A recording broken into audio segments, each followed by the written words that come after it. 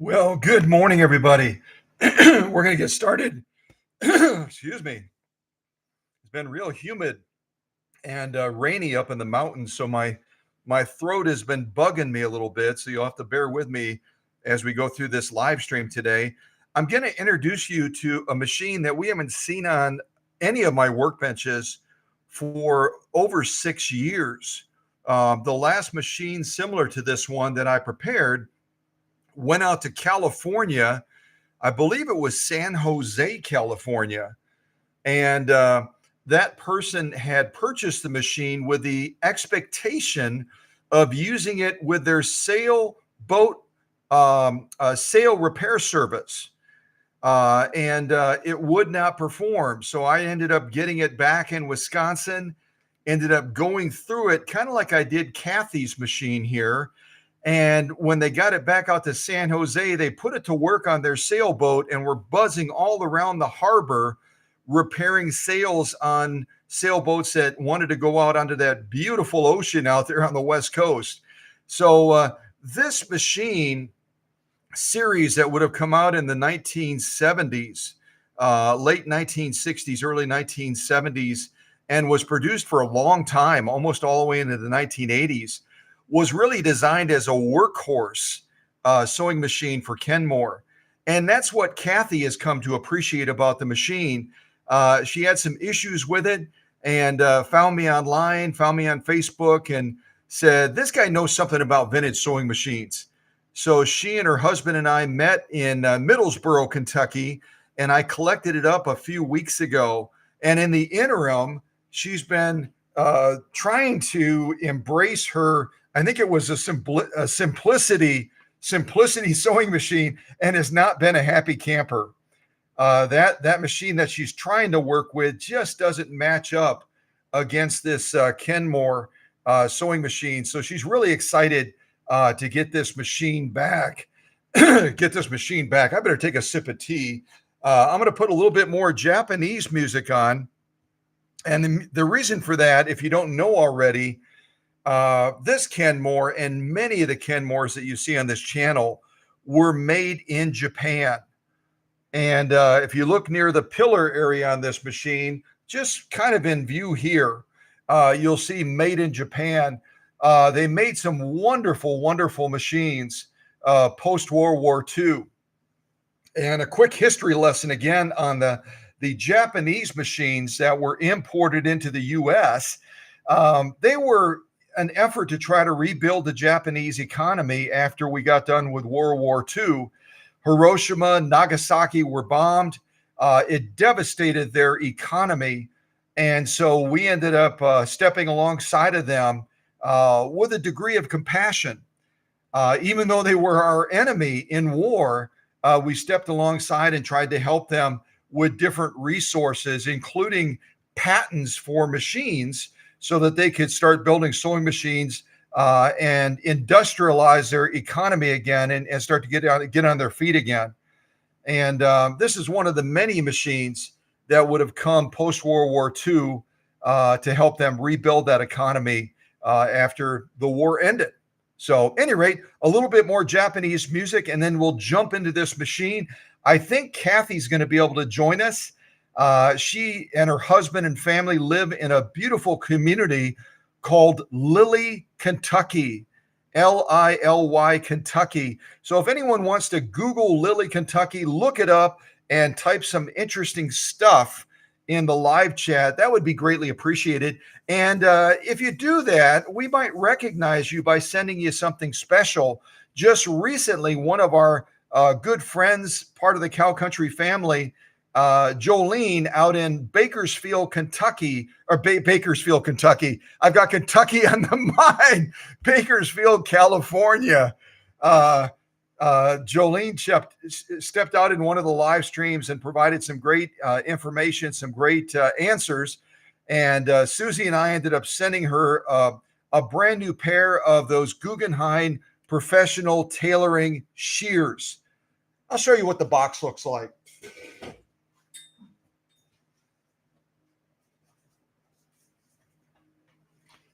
We sent her a pair of these Guggenheim shears and she is absolutely in love with them. So they come in a really cool box like this. They are workhorse, kind of like this Kenmore. They are workhorse shears, scissors. These are I think these are the 9-inch professional tailoring shears. But Guggenheim makes a great product. And oddly enough, this product comes out of China. We oftentimes will kind of beat up China a little bit, say, oh, well, that's where all the cheap stuff comes from. But like any country, they can also make some really good quality stuff as well.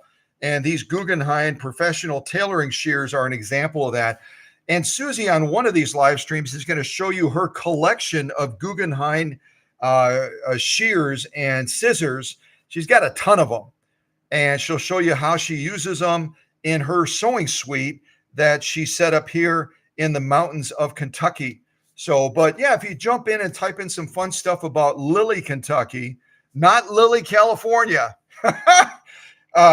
you'll have a chance to possibly win something fun. So step out of the shadows, step into the light, and join us today as we celebrate this great Kenmore from the 1970s that Cathy out in Lily, Kentucky just absolutely adores this machine.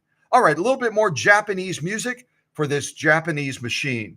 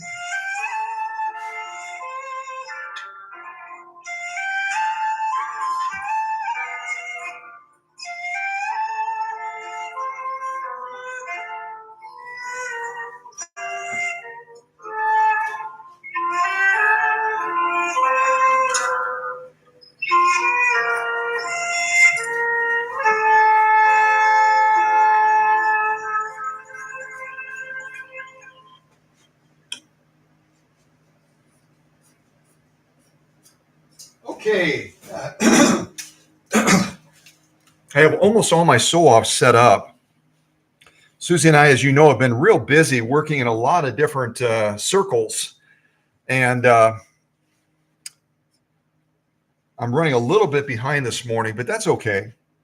So this machine, again, from the 1970s, fabulous machine. Does anyone know what size motor this machine has? We'll start with that because the engine, as our friends over in Europe call it, the engine in a sewing machine and the quality of that engine can make a huge difference on how that machine performs, right? And Kenmore made some really, really solid motors for their sewing machines. But the size of it, does anyone know? Otherwise, I'll share that with you in just a second.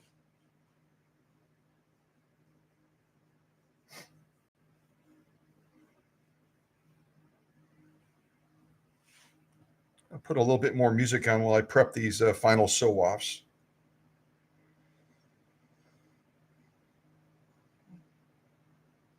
I should record more Japanese music because we're going to ultimately have some more Kenmores that are going to cross this workbench here in Kentucky.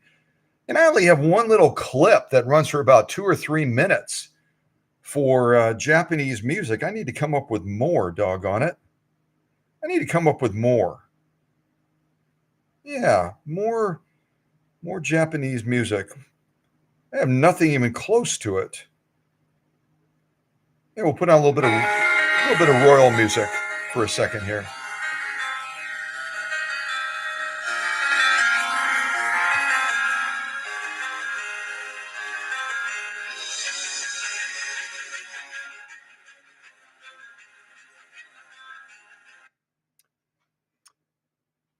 It looks like we have a comment that someone typed that YouTube has held.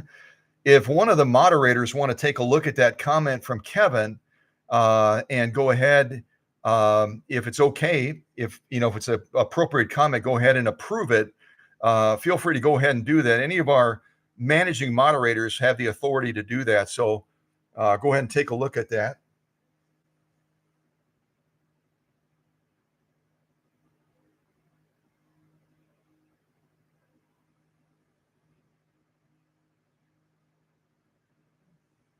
Yeah, I'm not sure. I'm not sure why it picks up on certain words that folks will type in a live stream, and it'll put them on hold just temporarily. So the answer to the size of the motor.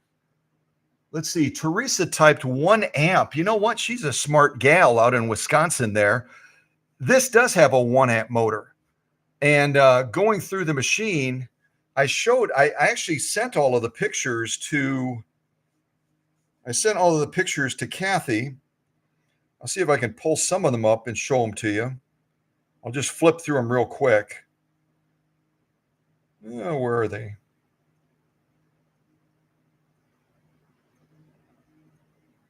You guys know how I go through. Oh, I'll show you something else for fun. A lot of different critters out here in Kentucky that you don't see back in Minnesota, where Susie is from, or Wisconsin, where I'm from originally. And this is one of the critters that we found recently in the yard. And Susie just finished a master naturalist program, right? So she posted it to her group of fellow naturalist experts. You guys want to see what it looks like? It's a creepy, creepy looking thing. Let me see if I can show it to you on the camera.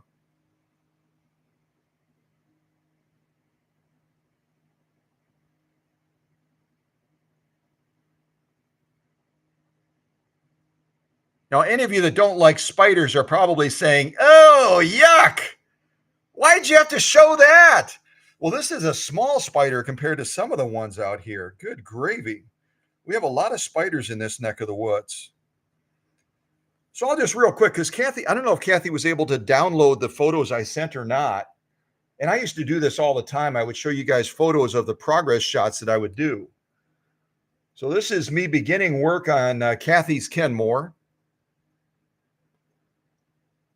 I always check the foot controller. Do any of you inspect and service your foot controllers occasionally for your vintage machines? If you don't, you should be. Foot controllers usually are on the floor, right? And if you've got pets and you live in a country setting with a lot of dust and stuff like that, all kinds of stuff, even critters like that spider I just showed you, can work their way into your foot controller and begin to compromise how it performs. They can even create a fire hazard. So periodically, you'll want to unplug that sewing machine, pop open that foot controller, and clean it out and inspect it, because you never know what you're going to find in there. But you also might find wiring issues. I'll show you eventually. Did I go the wrong way? Let me see. Nope, I went the right way. I eventually get into the rewiring of this foot controller. Here you can see that main drive belt for this Kenmore. This, I'll just be honest, this Kenmore had been in need of a major spa day for some time. It was a very, very dirty, dirty, dirty, dirty machine. And I spent a lot of time getting that gook and grime and all that stuff out of there that was holding this machine back. There's some of our cam stack there and our gears. I'll just kind of flip through them fast. There you can see our faceplate area. You can see all the junk and the buildup in there. A lot of stuff. A lot of stuff over the years had found its way into this machine. There we've taken apart the hook system. And if you look at that hook system kind of close, you can tell right away what kind of hook system is on this Japanese Kenmore. It's an oscillating hook system. And for the benefit of others that will watch this live stream later, does anyone want to type a brief explanation of how an oscillating hook system works? It's very different from a rotary hook system. So if anyone wants to do that, again, you might get recognized, and we might reach out and send you a real nice gift for getting involved in the live chat. But you can see the hook system right here. If I get real close, there it is. You can also see in that shot as well, in the lower right-hand corner, we've got our feed dog dropped. Our feed dog drop right there on the right side is also in the raceway area where you would insert that bobbin into the oscillating hook system. So if you got one of these Kenmores and you thought you couldn't drop the feed dogs, guess what? Good news. You can do it just by pushing that mechanism in, and then you push it in again and let it pop back out to make those feed dogs come back up again. This also has a unique bobbin winding tire on it. It's not a traditional bobbin winding tire. It's going to be one of those rigid ones that's real flat, and it needed replacement. So I ended up replacing it with a different bobbin winding tire. I also mentioned to Cathy and her husband when we met in Middlesboro, Kentucky, that I could upgrade her lighting system. She had that old incandescent bulb that gets hotter than the surface of the sun, and it also does not put out enough light for the average sewist to really see what's happening on the bed area and also near the needle. So I also upgraded it to one of our LED lights, which puts out very little heat, and it puts out about 4 times the light of that incandescent bulb. So really a nice upgrade for Cathy. Here I'm starting to focus a little bit more on that foot controller. I'm also using a great product, and I don't get any credit for mentioning this, but if any of you have seen this product, let me actually grab a can of it so you can see what I use. I'm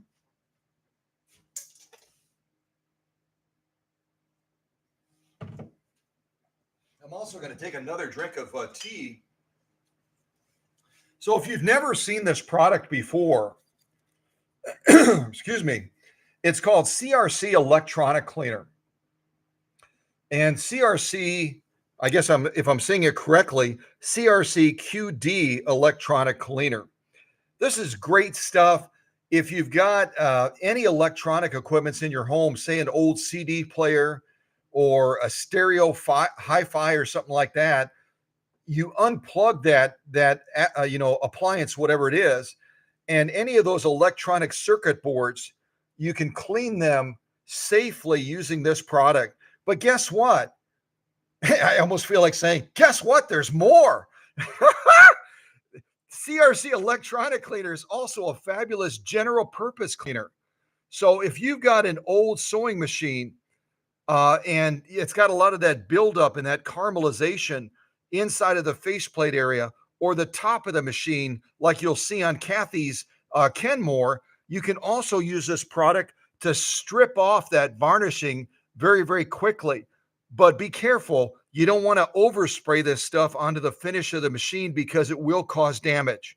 So you'll want to mask off that area and then clean off that caramelization using this electronic cleaner. It's so much easier generally than trying to strip it down using a Dremel tool. I used a combination of both on Cathy's machine. So I used the electronic cleaner, and then I also used a Dremel. You'll see that in the pictures. I'll scroll through these rather quickly. And I've had a number of people say, why don't you post your progress pictures on Facebook anymore? That's a good question. It's probably because I've been too busy to do it, but I probably should start doing that again because that's what Cathy found. She found some of my older posts on Facebook showing my progress shots, and she was like, I love the depth of service that Scott does on his machines. No one else in the world does it like that. There's just no one else. And so it makes a huge difference. But check this product out. You can pick it up at Walmart. You can pick it up at Ace Hardware, probably a number of other places, or you can buy it online. And it does a great job. But again, watch out for your sewing machine finish because it can mess you up real quick. Also, another quick caution I should have said, that same product I showed you, be careful. It has a very low flash point. I demonstrated that in another live stream. I guess I could do it again right now, right? Just so you can again appreciate how you have to handle these cleaning materials very, very carefully. So let me kind of angle the camera down a little bit. Actually, I could have left it like this and made my life a lot easier, right? So, but I'll show you a quick demonstration of what that CRC stuff does. Let me move my sew-offs out of the way.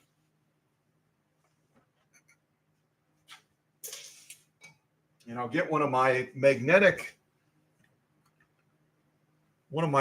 trays. These are great too. If you're taking a machine apart and you're dealing with a lot of screws and parts, buy some of these. They're available at Harbor Freight. They're available at Ace Hardware probably as well, and other places like that.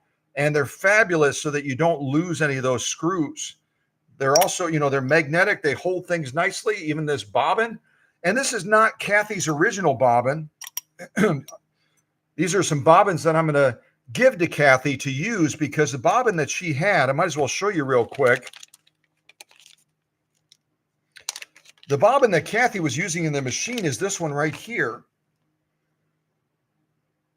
And it's going to have the same dimensions as the bobbins that I'm going to give Cathy, but it has a couple of flaws in it as well that were causing issues in the raceway. It's actually bent. I'm going to show it to you as closely as I can. It's actually bent on the edges. Maybe you can see it that way if I rotate it like this. It's actually bent in, and it was causing some issues when it was spinning in the raceway. Here you can see that dimple effect right there on the edge where the metal is actually bent out of shape. You don't want to use a bobbin in your sewing machines that has any imperfections. It might be a flaw in the metal. It might be a little metal burr on it or something like that. Or in this case, it might be like this one that's bent out of shape a little bit. It somehow was impacted and damaged. And now when it's trying to spin in that bobbin case, there you can really see it on the edge. Yep, you can see it there for sure. So I identified that very quickly that the bobbin was damaged. So I took it out of commission and grabbed some of my bobbins that Cathy can use. So I'm going to put her old bobbin back in this little bag that I'll give back to her with her light bulb and the old bobbin winding tire. And if you're curious about dimensions, I always talk about dimensions because there's a lot of aftermarket products on eBay and on Etsy where people are trying to remake vintage things and they don't get it right. And then you are struggling and you're frustrated and you're going, why isn't my machine working right? I just put a brand new bobbin in it. It's because that bobbin has not been sized properly. So let me tell you exactly what the dimensions are for this Kenmore 158.13520. Kenmore loves their numbers. I've talked about that in other videos. They love their numbers. So the full nomenclature number for this Kenmore that belongs to Cathy out of Lilly, Kentucky is 158.13520. But back to the size of the bobbin. And I use my mechanical caliper to measure bobbins to make sure that they're right. The correct measurements for the bobbin that should be in this machine, you can see my caliper right there. I call this the height. The height of the bobbin case is going to be right around 11 3/4 millimeters. 11 3/4 millimeters, just a little bit shy of 12 millimeters. And then the width of it, if I go like this, the width of it, there we go.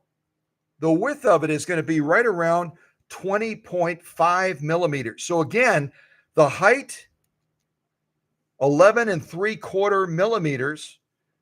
The width is going to be right around 20.5 millimeters. 20.5 millimeters. Try to get close enough so you can see it. 20.5. And then again, the height is going to be right around 11 3/4 millimeters. So if you buy an aftermarket product and you get a mechanical caliper like this, and the measurements are just a little bit off, do not use that bobbin, because it's going to cause you a lot of frustration, and it might even damage your machine. So back to my quick little demonstration. I shut off this light just above me so you can see the impact even a little bit more. Get a nice safe zone around here. But again, I just want you to be careful if you use any of these products, because they can be very, very dangerous. Very, very dangerous. I'm going to put a little bit of this CRC electronic cleaner in this little magnetic tray. And let me grab my rag as well so I don't overspray. I'm going to put this right over here.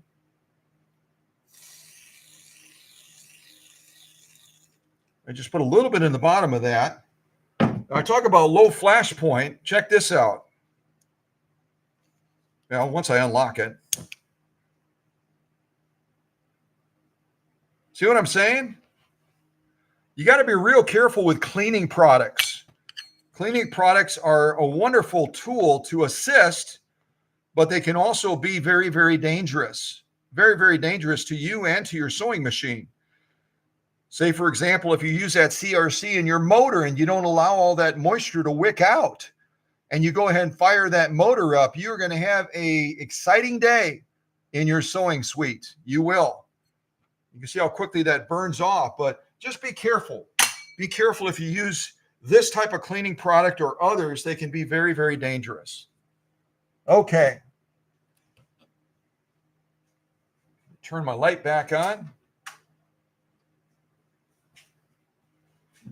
So a quick walk around Cathy's machine. This is a wonderful Kenmore free arm style machine. See if I can back up a little bit here. I'll move the machine away a little bit as well. Hopefully this way you'll be able to see a little bit more of what I want to show you. So there's a little indent right here. So you can take off this free arm. You just kind of pull it up. And then you've got access to the raceway. I showed you in those still shots, the ones that I showed you. This is your feed dog drop right here. And then again, you've got an oscillating hook system in this Kenmore 158.13520. Haha. And if you ever want to take this apart for detailed cleaning, let me see if I can show you how to do that real quick. And eventually, maybe I'll show you some more of these pictures, but I'm going to set this to the side for right now. We'll move this machine just a little bit closer. Angle the camera down. So these are your retaining pieces right here. You have to rotate these out. But first of all, I'll remove the bobbin from it. And I might as well show you when we have it.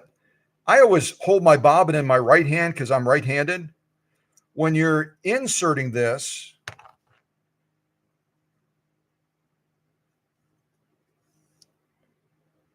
the bobbin, you want to make sure that the thread is coming underneath. I'll show you what that looks like.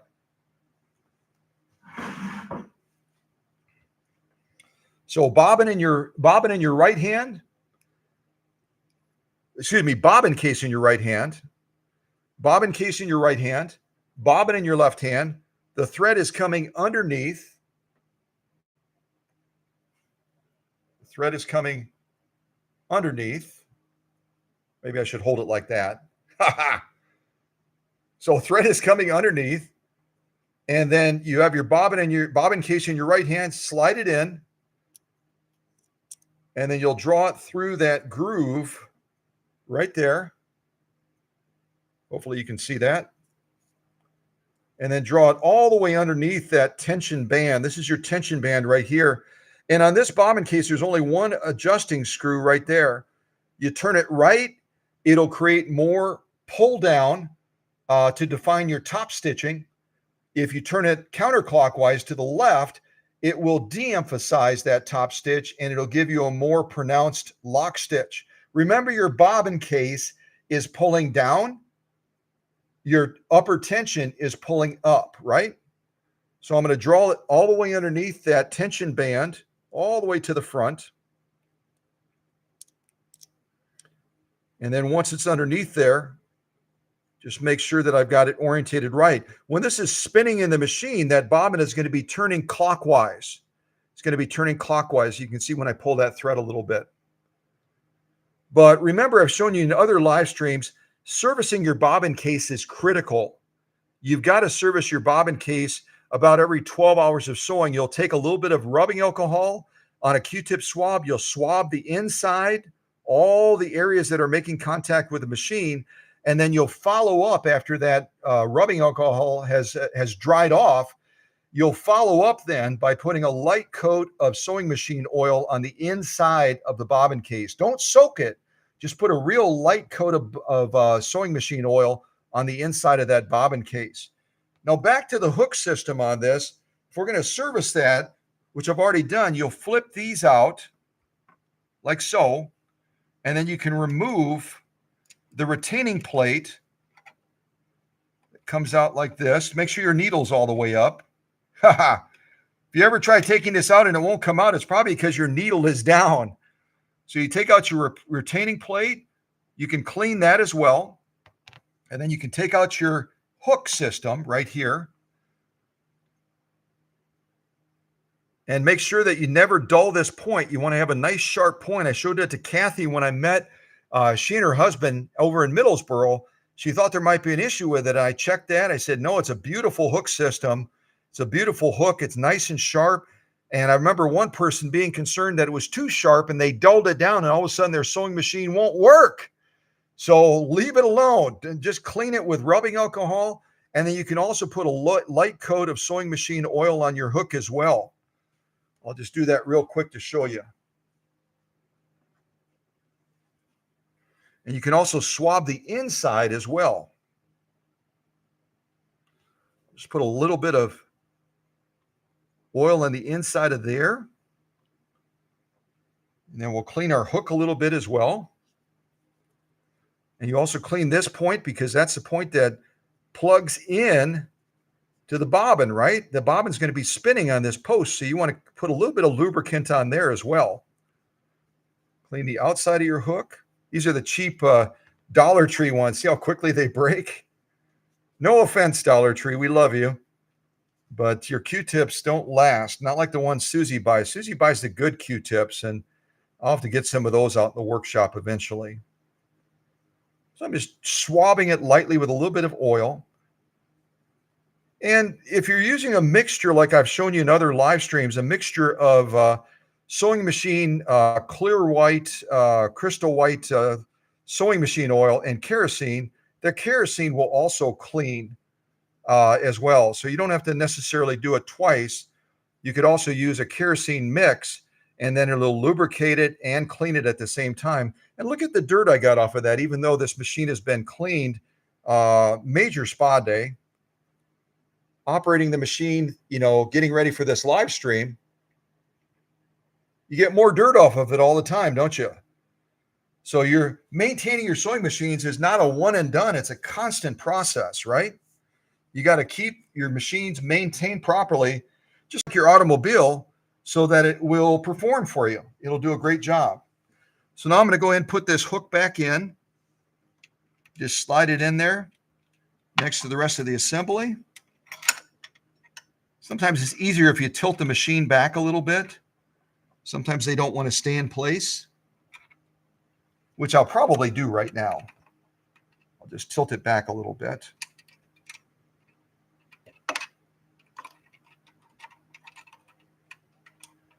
And it's always more difficult to do something on camera, isn't it? You try to do something on camera, it's always a little bit embarrassing because you're like, I know I can do this. I know I can do this. So I've got the hook back in there now. You can see that. Now I'm going to go ahead and put the retaining plate. But before I do that, I'm going to take just a moment and just swab off our retaining plate as well. Because anything in proximity, I call this the brain center. You remember that? I call this the brain center because that's where the magic happens and the stitching is created. So anything in the brain center, you want to make sure that you get rid of as much dirt as you can. And since this is right in proximity, it can create issues as well. So I'm just going to swab this off as well, get it tidied up.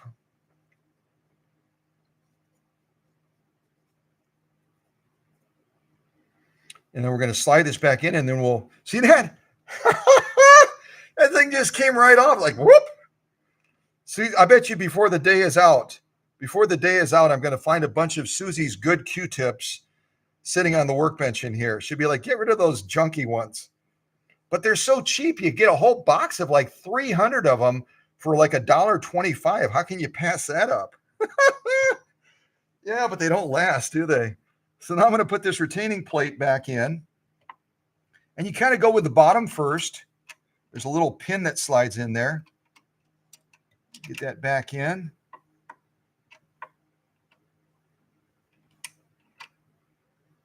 There we go. I think I got her in. Flip those retaining pieces back into place. And then you just do a light turn by hand just to make sure that it's turning properly. Yeah. Good. And so I'm going to close this up. Oh, I better not close it up yet if we're going to do any sewing, silly guy. Now I'm going to put the bobbin case back in. Get that nice little snap, and we'll pull our thread up.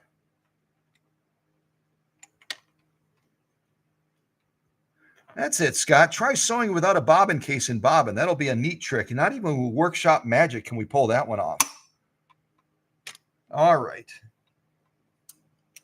Get that tucked away. So while I have the machine facing this way, let me just walk you around the machine real quick. I'll point out some of the key things. I guess we might as well start on the right side.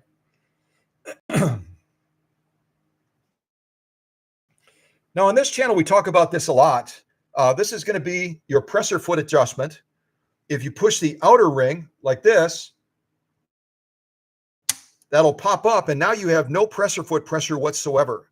You got zero. So if you tried sewing right now, whatever you're trying to sew, it's not going to feed properly because this is going to push that presser foot down against the material and then press it into the feed dogs. So you've got to decide based on the sewing you're doing, how much pressure do I need? If you're sewing leather, you're going to need more. If you're sewing silk, satin, or other light type materials, you'll need less. I usually go about 3/4 of the way down. Now, if I go too far, if I didn't want to go that far down, all I do is push that outer ring again, start over, push it down to a point where you think you're going to want to try it. Check to see if that feed, see if you're getting puckering. If you're getting puckering when you're sewing certain materials, you need to lighten this up. If you're getting stitching, let's say you set it on a long stitch, but you're getting short, stubby stitches, then you don't have enough presser foot pressure. You need to increase this. So the other great thing about this Kenmore in relation to the presser foot is it's got a wonderful hyperextension. I'm going to reach behind the machine, take a look at that presser foot, and watch how much additional clearance you can get by pushing that presser foot lever on the back outside of its up position. In other words, when you flip it up, it's going to stop, but you can go further.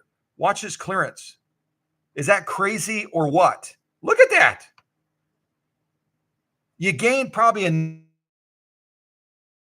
another 8 to 10 millimeters of clearance by pressing on that presser foot lever and hyperextending it, as I call it. You're pushing it outside of its normal range. That's normal range right there for clearance. which is still really good. But if you have to fit something underneath there really, really thick, super crazy thick, let's say if I were sewing this canvas material and I wanted to go with, let's see, 2, 4, 6 layers of it, and I just can't quite get it underneath the presser foot. It's a little too snug, right? I push that hyperextension. Holy mackerel. Jiminy crickets, look at that. We could fit a small puppy underneath there as well. We wouldn't sew a puppy, obviously. We love puppies. But my point is, look at the clearance. You could go with probably 10 to 12 layers of canvas with that hyperextension and still have more than enough room. So if you've got a Kenmore and you didn't know about the hyperextension, I'm glad you're watching this now or watching it later so you can benefit from Japanese engineering. It's just amazing the clearance on that. And remember, again, if you're doing free motion quilting or freehand embroidery, you simply open this up and you press this in and to the right, and those feed dogs will drop. And then just push it in and let it come back to the left. Those feed dogs will pop back up again, okay? Hopefully these tips are helpful. That's really the point of our classroom online with these live streams is we want to make you smarter. So when you go out into Facebook circles and people are talking nonsense about certain vintage sewing machines, you can gently re-educate them. There's a lot of foolishness on Facebook. They should probably call it foolish Facebook when it comes to vintage sewing machines, because there's a lot of nonsense out there where people are saying things that simply are not correct or simply are not true. So if you want to get, as my father would have said, if you want to get educated, come to this channel and then go out into the masses and share your knowledge. We say on this channel, sometimes a teacher, always a student. So we're constantly learning from each other.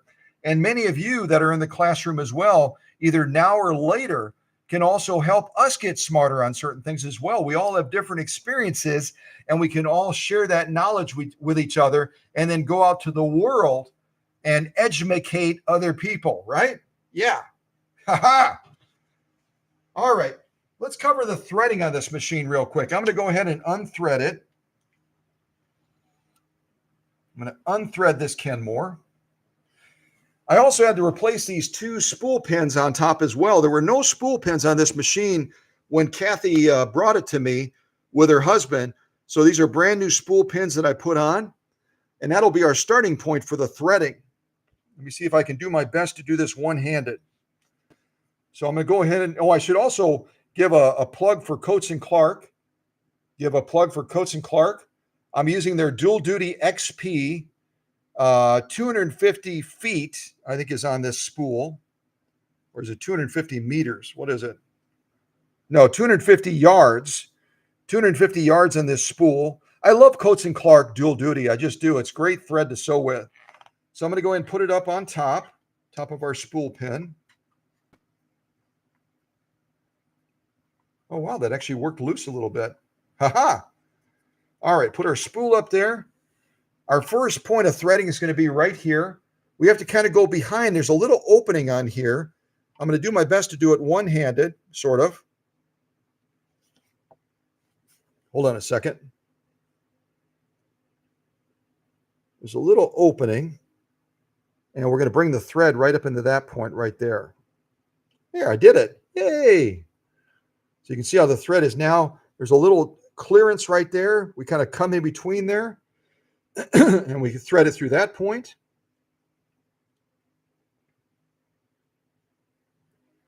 And we have to come around the front, and we draw the thread through this thread guide right here. I don't know if I can do that one-handed or not. I don't think I can. Let me see if I can do it like this.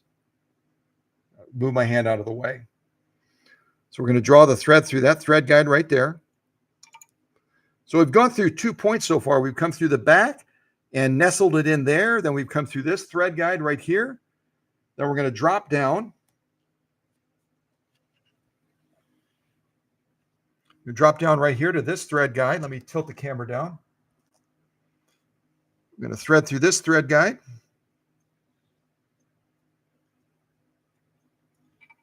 Then we're going to come around to the right, and we're going to thread it through the upper tension discs. Now make sure your presser foot is up when you do this. If your presser foot is down, you're not going to be able to draw that thread into the upper tension, and you're going to have a lot of issues with bird nesting on the bottom of the material because the upper tension can't do its job.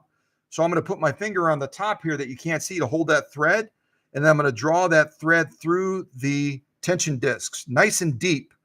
And then you can see our take-up spring right here. I've got to draw that thread around and pull that tension take-up spring up so that it ultimately nestles the thread in this little notch right here. So I'm kind of drawing that thread up. I'm going to try to get my hand out of the way as much as I can. I'm going to draw that thread up, and then you'll see that that thread will then drop into that little spot.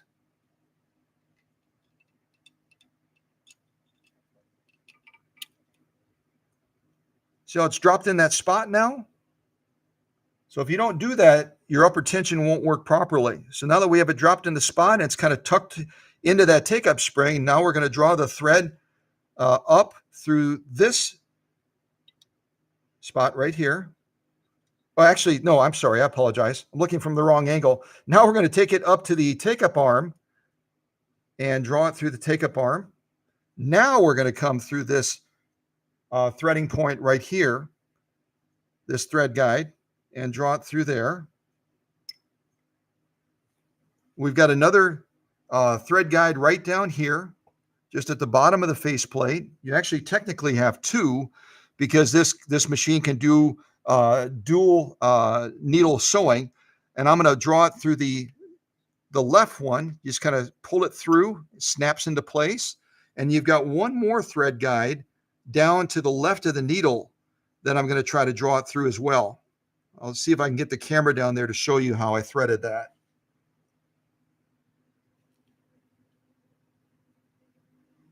Where the heck are we? Jiminy crickets.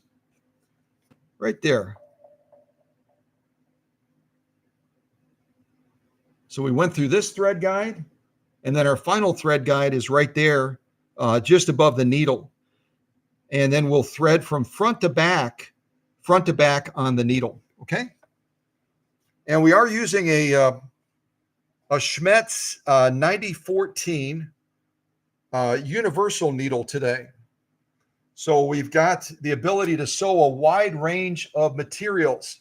If you've never used a universal needle before, you'll want to pick them up because they do an excellent job on anything from cotton all the way to leather. They can do it all.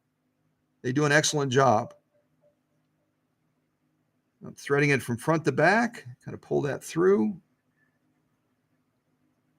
And I can raise my presser foot again. I kind of cheat a little bit, makes it a little bit easier. Draw that to the back.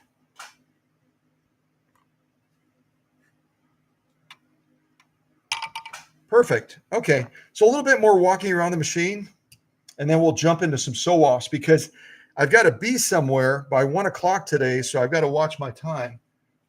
And that's one of our, let me shut that notification off.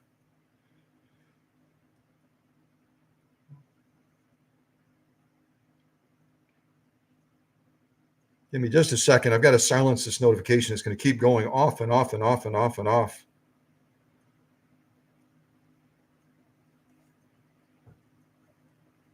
There we go. I just silenced it for 2 hours, so hopefully that's long enough.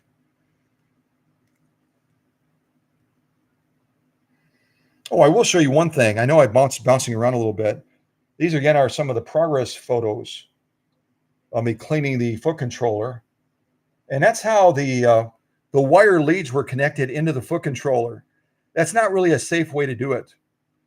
You can see how they're all frayed. You're not getting the full benefit of that electrical circuit because electricity is like water. All of that electricity is leaking out around there.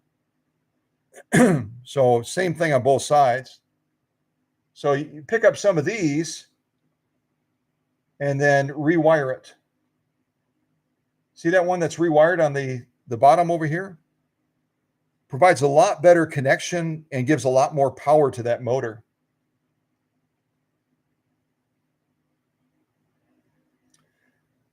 I get down into the minutia when I'm working on a sewing machine. So I saw the back of that foot controller was all nasty looking. It was spotted. It was just looked awful. So I also decided to paint that real quick as well. That looks better, doesn't it? Light replacement, a lot brighter. Look at all the filth down there. See that right next to the main drive?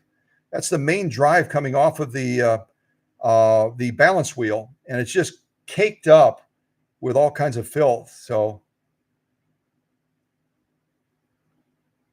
here I'm using the Dremel to kind of clean things up a little bit. Before, after. Before, after. A clean sewing machine is a happy sewing machine, y'all. It is. It's very, very happy. All of our gears. Look at that. Look at that rag. Gives you an idea of how dirty this sewing machine was, doesn't it? I'm just going to go through it real quick. You can fast frame it or freeze it or whatever you want to do.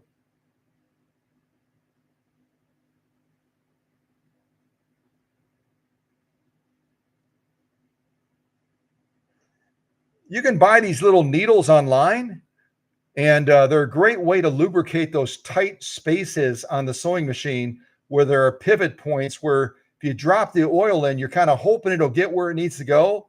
If you use one of these needles, you know that you can irrigate that area that's hard to get to, and the machine will have a fluidity that just is off the charts. It'll move so easily.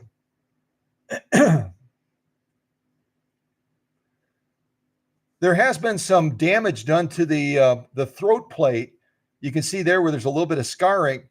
So that's usually a product of someone is pulling the material or pushing the material when they're sewing. Stop doing that. Don't do it, because you'll end up causing that needle to flux, and it'll hit that throat plate. And then as that thread is coming out of the bobbin case in the sewing process, it's going to catch on those burrs of metal. It's going to create a lot of problems for you. So try to avoid pulling or pushing that material. Just polishing it up a little bit and getting rid of some of those rough spots, more dirt.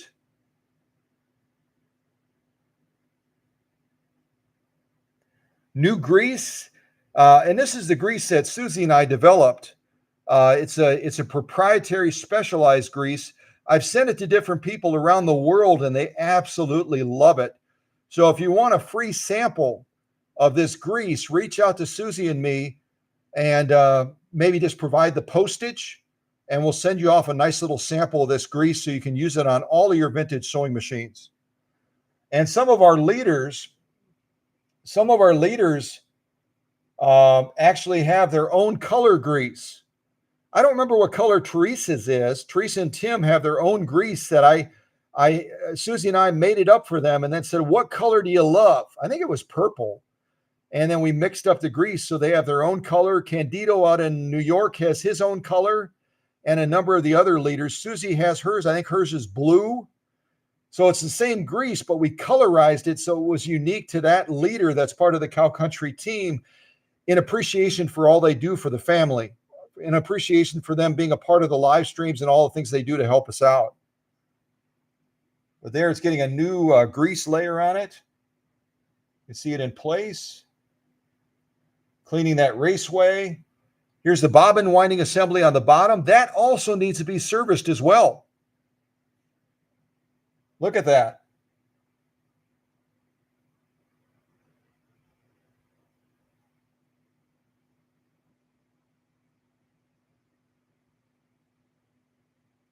Getting those new spool pins in.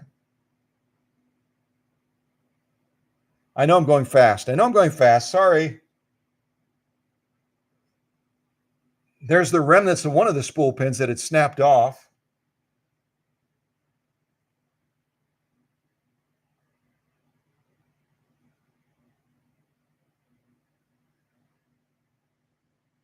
Look at all that dirt. So much dirt gets onto our machines, and we got to keep them clean, right? Leaping lizards. And on the back of the raceway on this Kenmore 158 and on most of the 158 series, there's a little rubber plug. You can see it in the shot there, or you'll be able to see it in the shot. You'll want to pull that plug out and fill that reservoir with grease as well. It's going to lubricate the raceway and allow that to spin up properly without any resistance. So I'm packing that reservoir with our proprietary grease so that the machine can run and operate with little or no resistance. Whoops. I'm getting all excited. I hit the wrong button, apparently. There you can see a close-up of that reservoir.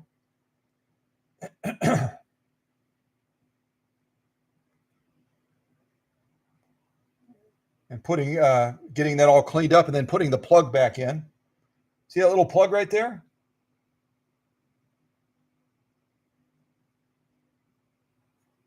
Showed you today how to clean that hook. Getting that hook all tidied up. Look at that presser foot bar. It's absolutely caked. And even when you would raise and lower it, you could feel that it was dragging. So get all that stuff off. All of a sudden the machine, I just am having troubles with this phone today. All of a sudden it will perform much better.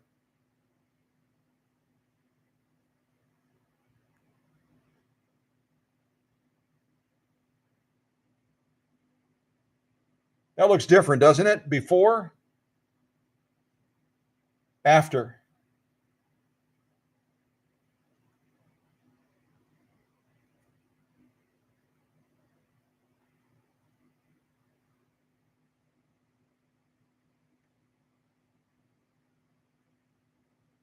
That's inside of the faceplate area.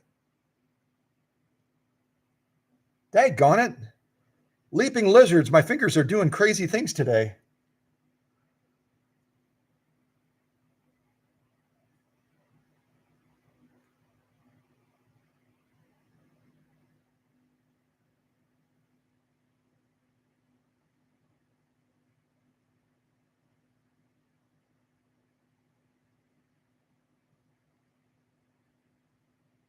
There you can see on the on the right side, I've taken off the bottom of the machine. There's that 1 amp Japanese motor. It does an excellent job of driving this machine. And that's the last picture. Yay! But I like to show those progress pictures when I can, because it shows you the contrast between taking a machine, say, to a sew and vac, where they spend about 30 to 45 minutes, and sending the machine or dropping off the machine to the workshop here. And I spend about 12 to 14 hours on the machine going through it like you saw. And those are just a small sample of the steps and the processes I took Cathy's machine through. If I were to photograph every step, we'd probably have about 200, maybe 250 photos. But it really makes a big difference. You gotta maintain a machine properly to make it perform. Okay, back to Cathy's machine. Over here, we've got a number of controls. Let me see if I can show them to you as best as I can. We've got a number of controls here. This outer side wheel here is going to control stitch width. It's going to give us stitch width control. The inside one is going to change the mode of the machine. And by the mode of the machine, I mean it's either going to make it cam driven when it's got that little orange dot. You may be able to see that orange dot there. When it's set on that orange dot, it's going to be accessing those built-in cams. There's no cams that you have to insert in this Kenmore. They're all built and engineered in. So when it's set on here, you're going to set it on the orange dot up here on the stitch width when you're going to be doing straight stitching. So right now we're going to be set up for straight stitching. And when you want to access, say, a zigzag pattern or some of the other patterns we're going to be sewing, you turn it clockwise and you can go all the way up to number 4 for stitch width. Inside is another wheel to adjust. And when it's on the orange dot, it's going to be looking at the cam functions again. But when you're doing certain stitches, you've got to take it from the orange dot clockwise over to, it's called the modifier. You can see there's an L for long modifier, an S for short modifier, and then you can also set it right in the middle like I have it right now for a mid-range on the modifier.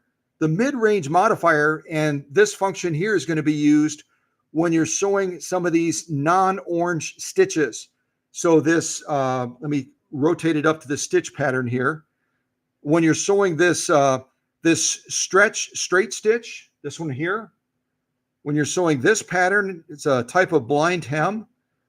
This really cool stitch here, kind of a catacomb stitch. And really, that's the only time you're going to be using the modifier is on these three stitches.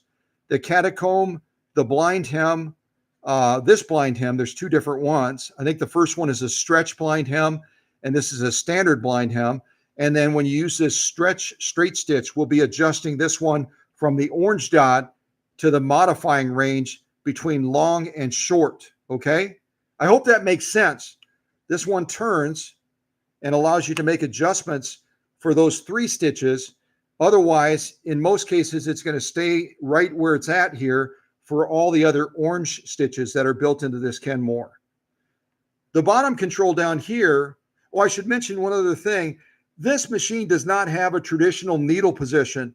In most cases, you would set it on straight stitch and you would adjust this inside knob to change needle position. You can do it a little bit, but it's really a function of the built-in buttonhole. It's not really a function of adjusting that needle bar in a traditional way to have a left needle position, a right needle position, or a center needle position. Most cases, it's going to be center. Down here, you've got stitch length. And also in certain instances with certain stitches, we're going to be setting it on the orange square. Hopefully you can see that. On the orange square to get certain outputs of those stitches. We've got a traditional reverse right here, and it doesn't lock in place. You have to kind of hold it down and then release it when you want to resume sewing forward.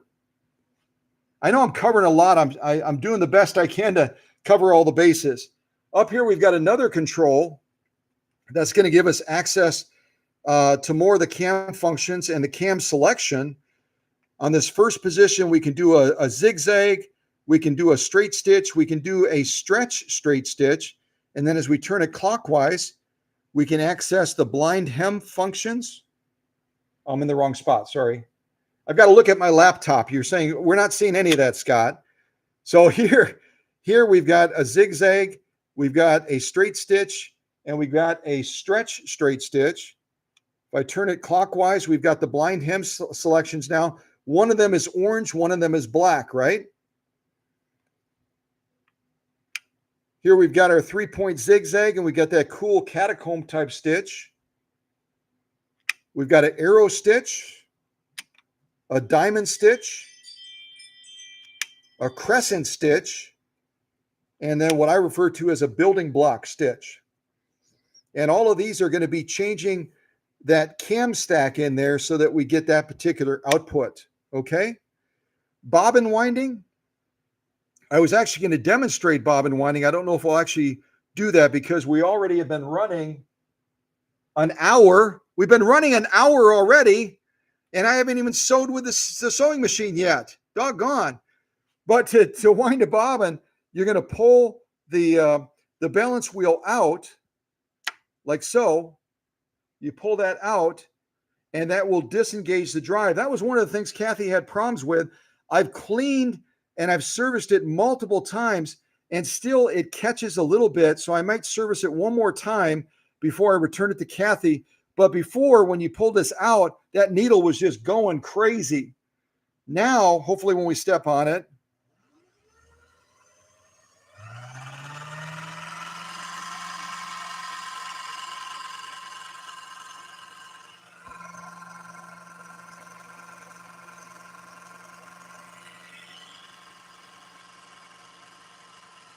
and then we would obviously engage our bobbin winder here.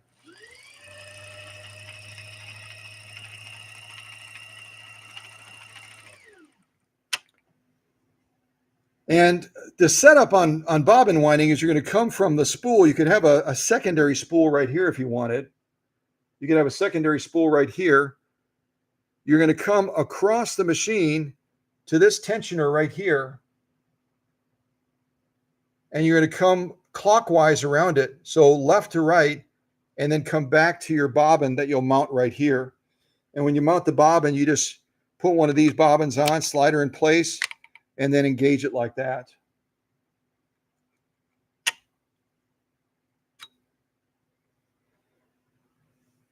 Okay, let's see if I can set the camera back down. Let's actually do some sewing on this machine. That would be nice, wouldn't it? All right, let me spin this around. It doesn't, Cathy's husband had done a decent job of doing some rewiring. It's not exactly the way I would do it, but nonetheless, he did a good job. And the cord just isn't quite long enough. It's not quite long enough. So I've got to finagle that just a little bit so I can have enough reach for doing the sew offs that we're going to do. This workbench is a lot higher than my other one. All right, let me adjust that camera down.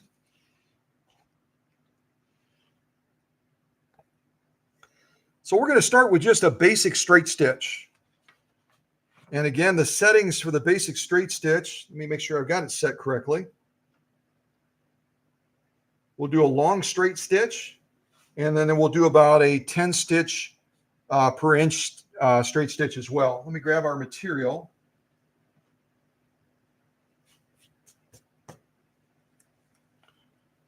Should have more than enough material to sew on, hopefully. And this is 2 layers of basic cotton, just good old-fashioned cotton. Comes from a fat quarter that I get at. I used to get it at Joann's sometimes. Now Joann's is bankrupt, so now I buy the fat quarters usually at Walmart. So we're going to lay down a straight stitch. I've got it set on the longest setting. We've got good presser foot pressure, so we should get a nice long straight stitch. Then we'll do a shorter straight stitch. And the other thing that I'll point out real quick, and it's real basic stuff, notice where my take-up arm is right now. It's at the lowest position. You want to have it at the highest position when you launch. So I'm slowly rotating it up a little bit further. You go up until it comes to that highest point, and it just starts to go through the downstroke. Right there. See that? That's the perfect place to launch so that you don't get any bird nesting and so that the machine launches without any drag or resistance. So let me do our best to try to set this up. Trying to see how our camera's presenting. I think you can see that. We're getting a little bit of a glare, but not too bad.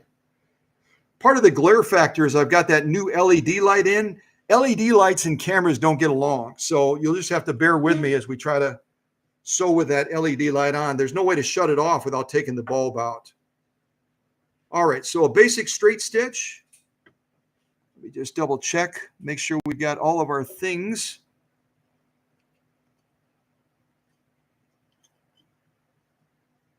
Hold on one second. I just have to make a quick little change on here.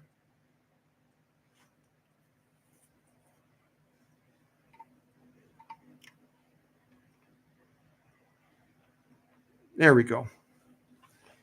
All right, let's do a straight stitch. We'll do a shorter straight stitch, and then we'll jump into some of the fun stitches that this machine can do. All right, here we go. And listen to this machine as well. It really, it runs so smoothly now. It's so happy. It's a happy machine. All right, here we go. Oops, I didn't re-engage the clutch, silly guy. All right, here we go now.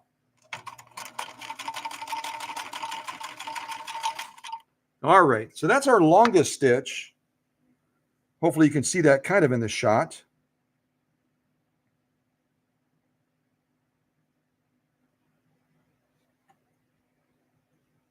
Let me bring that camera down a little bit further. There we go.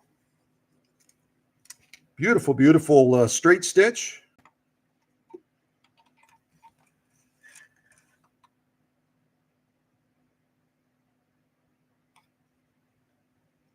Now we're going to adjust that stitch length.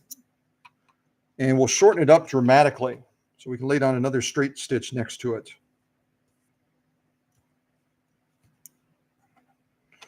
And I'm looking at the material sew off. When you change between materials, it sometimes will impact your tension balance a little bit. Here we've got generally very good tension, but if it looks a little bit weak, you can just back off that upper tension just slightly, and that allows that bobbin case to pull down a little bit more to define that top stitch a little bit better.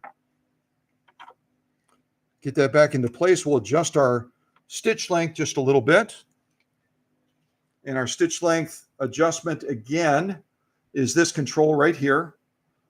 So we're going to take it from 6 stitches per inch all the way down to, let's take it down to about 12.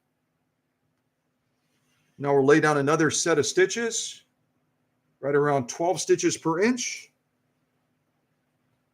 All right, get my take-up arm all the way up. All right, here we go.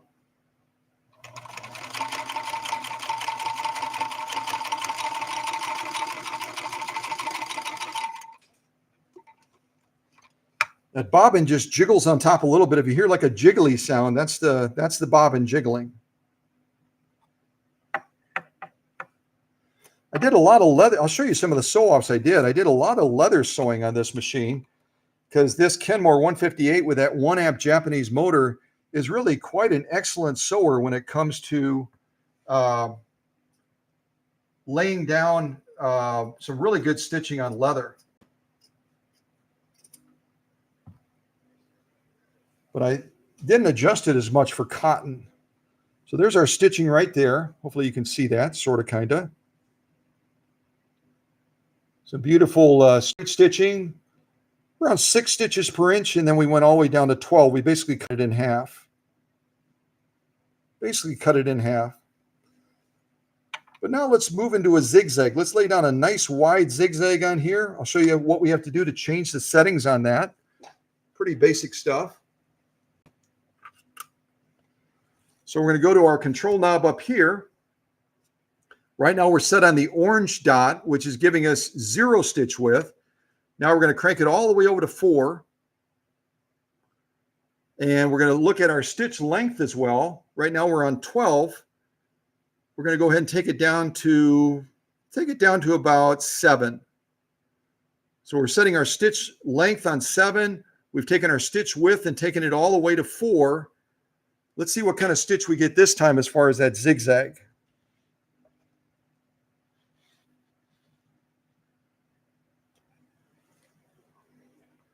Take up arms all the way up. All right, here goes a nice wide, nice meaty zigzag. Here we go.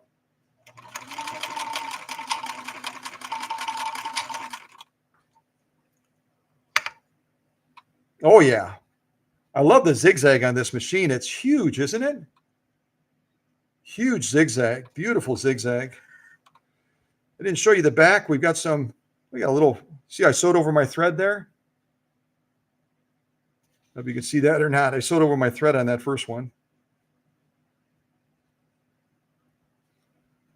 But some beautiful lock stitching as well. Apart from my bumble of, that's what happens when you don't hold the thread on these. The oscillating hook machines like these Japanese ones, we talked about the oscillating hook where it moves like a pendulum back and forth rather than a rotary movement, a complete circle. It tends to really suck the thread when you launch, even with the take-up arm all the way up. So if you don't hold that thread, you do what I did. You sew over your own thread a little bit. That's my mistake. That's not the machine's fault. All right, now let's just downsize that zigzag a little bit. We'll take that zigzag back down to a more moderate zigzag.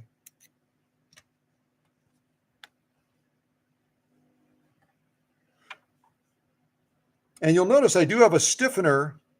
In between these 2 layers of cotton because some of the stitches we're doing are pretty intricate, and it's going to give us a little bit more management over those more intricate stitches. Well, let's first of all do another zigzag and kind of downsize it just a little bit. And by downsizing, I mean taking the width and minimizing the width a little bit more. Right now we're on 4. We're going to take it from 4 all the way down to 2.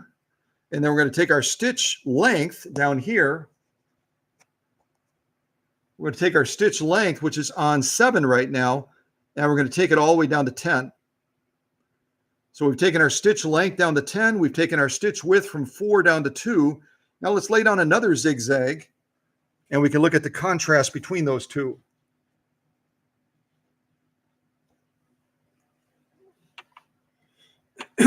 This time I'll be a good boy and hold on to my thread. All right, here we go.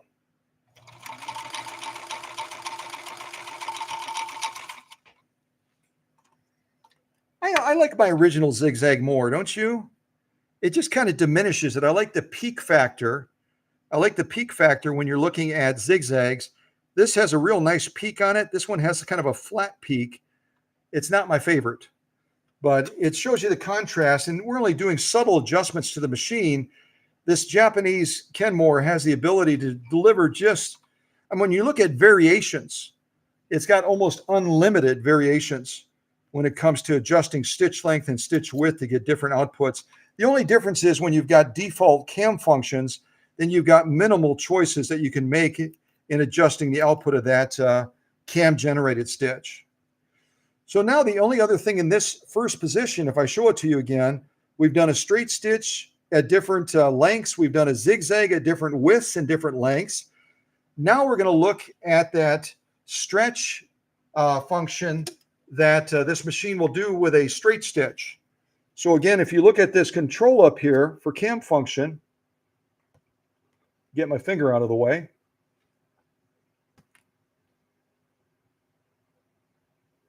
There we go. The black one on the far right, you can see the zigzag function, and then you look at the black one on the right, that's our stretch straight stitch. And we have to do some special things to access it. First of all, we have to turn our stitch width back to our orange dot so that it's set for straight stitching. And whenever you change any of these controls, make sure your needle is clear of the material, because that needle is going to move and you're going to bend your needle if you have it down on the material. So we're setting it there. And then we have to go over to our modifier. We have to go over to our modifier here in the center, and we have to select either a short, medium, or a long range on that modifier to get this, this particular stitch output. And we also have to decide on a stretch straight stitch like this, there's going to be something called tri-motion. That's where not only the needle is moving, but also the feed dogs are manipulating that material rapidly to get that overlay of stitching that creates a beautiful pearlized straight stretch stitch. So we don't want to make it too short because it needs some room to move. So we're going to set it right around 7 on the stitch length. We're setting our stitch length right around 7. We've got our control up here set on the orange one, so we're getting a straight stitch. And then we set our modifier in the mid-range. Right now, if you look where that orange dot is, you can see that we're in the middle of the modifier range. Some stitches you can't go short, some stitches you can go long and get a totally different look. So let's give us a try and see what we get. See what you think of this straight stretch stitch. That's hard to say. It's like Sally Seashore, blah, blah, blah. All right, let's see if we can get a good camera shot here. Let me get another quick little sip of tea.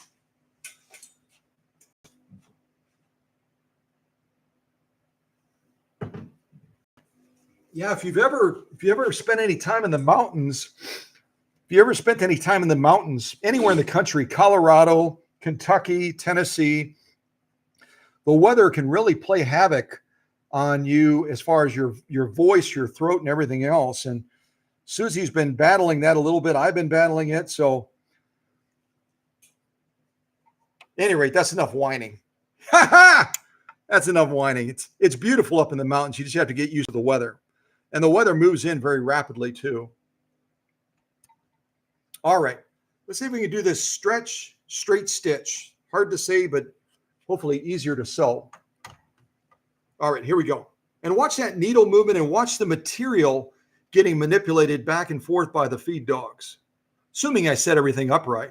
Aha, here we go.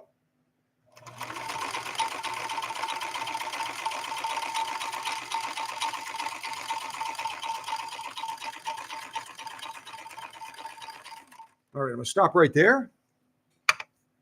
And this is the result we get. Isn't that gorgeous? I think that pearlized straight stretch stitch is one of the prettiest stitches on the machine. There's so many pretty stitches, but I think it's just magnificent. Just a magnificent stitch.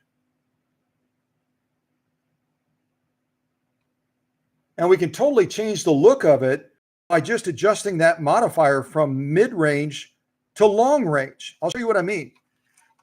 Let me give this a clip, and we'll just make an adjustment on that modifier, that center knob, and not change anything else. And all of a sudden, the look of that stitch will change. I like the mid-range the best. You'll have to let me know what you think.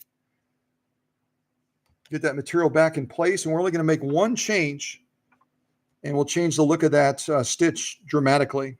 Put that back down. So we're coming over to the modifier, the center knob. Right now, you can kind of see we're in the middle of that orange dot, and now we're going to go from there to long. So we just gave it a little click to the right. Now we're on the long setting for the same stretch straight stitch, or as I sometimes call it, the pearlized stitch. All right, we're going to stitch the same thing, and watch how it changes the look of that by changing that modifier. All right, here we go.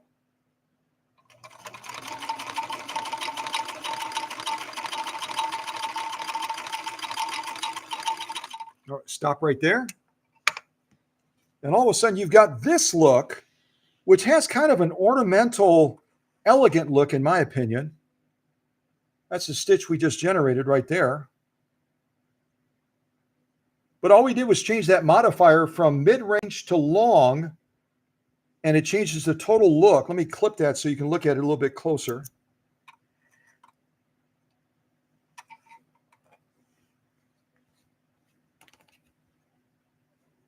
Changes the look of that stitch completely, doesn't it?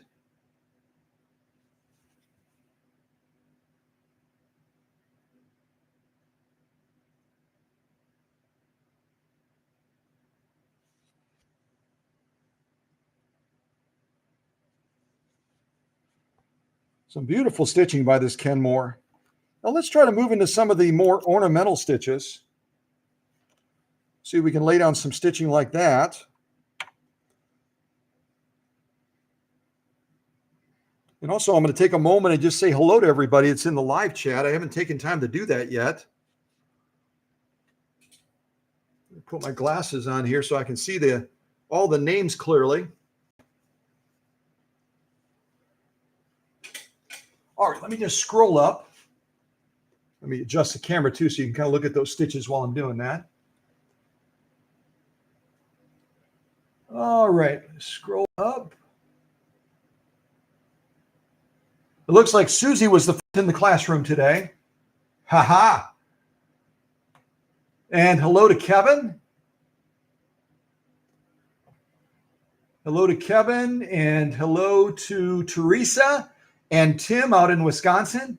Teresa and Tim in a few months, or probably less than that, are going to be making a trip out to Kentucky again to spend time with Susie and I. And we're really looking forward to that, along with Rutger. Who else do we have in the live chat? Scrolling, scrolling, scrolling, scrolling, scrolling, scrolling, scrolling.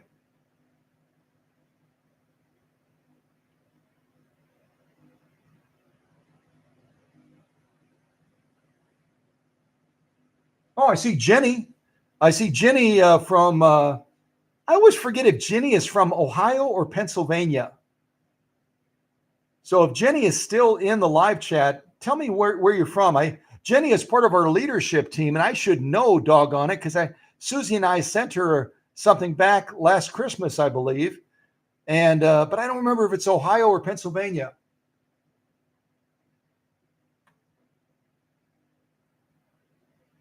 Also, hello to Kimberly Roy. That's a fun name. Kimberly Roy has a 1970 Kenmore, and she received it for her 11th birthday in 1970. She was 11 years old in 1970. So now all of you know, if you do basic math, you know how old Kimberly is. Ha ha! Oh, that's fun. Now we know how old Kimberly is. Well, it doesn't, age is just a number, right? It's just a number. It doesn't matter. But Kimberly has a real nice 1970 Kenmore. And I think I've said hello to everybody. All right, so let me go back to the machine and let's set it up now to do some of the fancier stitches. All right, let's set it up for some fancy stitching. So the first thing we have to do, not the first thing, we could do it in a different order, I guess, but first thing we want to do is come up to our cam stack controller up here. And we're going to change it to the next position right there. So now we've got two different options as far as blind hem. I believe the orange one is going to be a stretch blind hem, and the other one is going to be a standard blind hem. Now, right now, we've got the modifier activated. So we got to click it back. And the great thing about this Kenmore is you can turn the center knob clockwise or counterclockwise. You're not going to hurt the machine. So now we have it back in the standard orange mode. And we have to adjust this from being a straight stitch with that orange dot right there. And we're going to move it all the way over to, let's try 4. Why don't we try 4? Move it all the way over to 4. And let's see. We'll leave this right on 7. I think I have it set up correctly. So we're going to do, first of all, the stretch blind hem stitch, and then we'll adjust that modifier, and we'll try to do the standard blind hem stitch.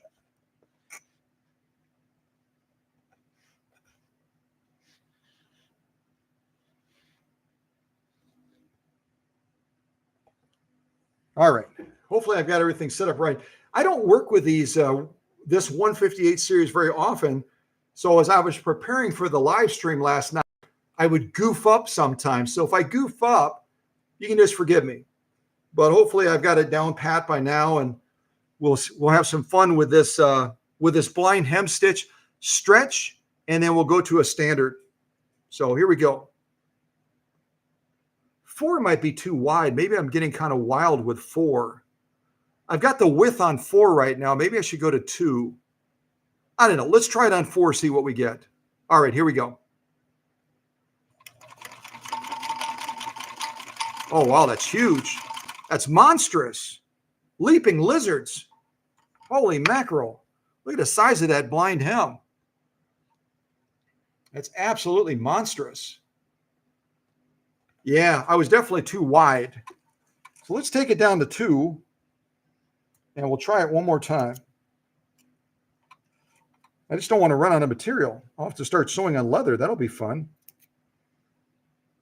All right, let's put that back into position. I'm adjusting my stitch width from 4 all the way down to 2. And I'll leave my stitch length the same. We have it set right now on 7. So 7 on stitch length and 2 on stitch width. And let's give it a go again. This will be our stretch blind hem stitch. We'll see how modifying that stitch width changes the look of that stitch. And I might even make that stitch length. I'm going to go from 7 down to like almost down to 6. Actually, you know what? Let me go the opposite way. Let's totally mix it up. Let's not make it longer. Let's make it shorter. Let's really compress that blind hem stitch. So I'm going to take it from 7 all the way up to 12. So I just changed our stitch length from 7 to 12. Our stitch width is at 2. Let's sew this stretch blind hem stitch one more time and see how we change the look of it. All right, here we go. Oh, I better take my take-up arm up. See how it pulls that thread? Yikes. All right, here we go.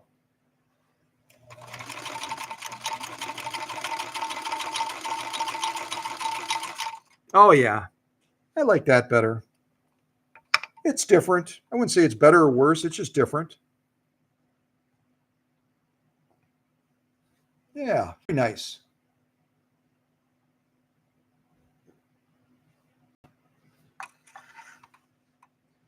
All right, let me clip those threads and now we'll move into a different style stitch. And all of these stitches are built in. Again, no cam needs to be inserted like a lot of the machines. They're all engineered into this model 158. I forget the long name. 158.13520. Yikes. Kenmore must have had a number fetish or something. They had a number fetish. All right. So now we're going to move into some of the other stitching. See what we have to do to accomplish that. First of all, I'm going to go to a wide setting. Oh, actually, you know what? Let's do this first. We didn't sew the other standard blind hem stitch. So let's adjust our modifier right here. Let's adjust our modifier from the orange dot over to the mid-range. I like the mid-range. That's kind of my thing. And let's see if we can sew that standard blind hem stitch now. We'll lay down that and then move into some of the other stitches as well.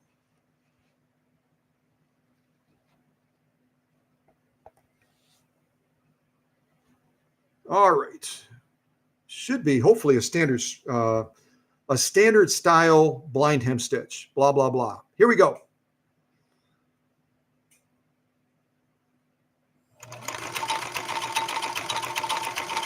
Oh, wow. It's not a blind hem stitch. It's a totally different stitch. This is fun. I looked at the image and I got it wrong. Oh my gosh. It is kind of a blind hem, but oh my goodness. Wow. Wow. I didn't expect that. Isn't that fun? Look at that. And it matches up with the image. The image doesn't really tell you the tale of what you're going to see. And with the settings we have of the width at 2 and the length at 12, look at how wow.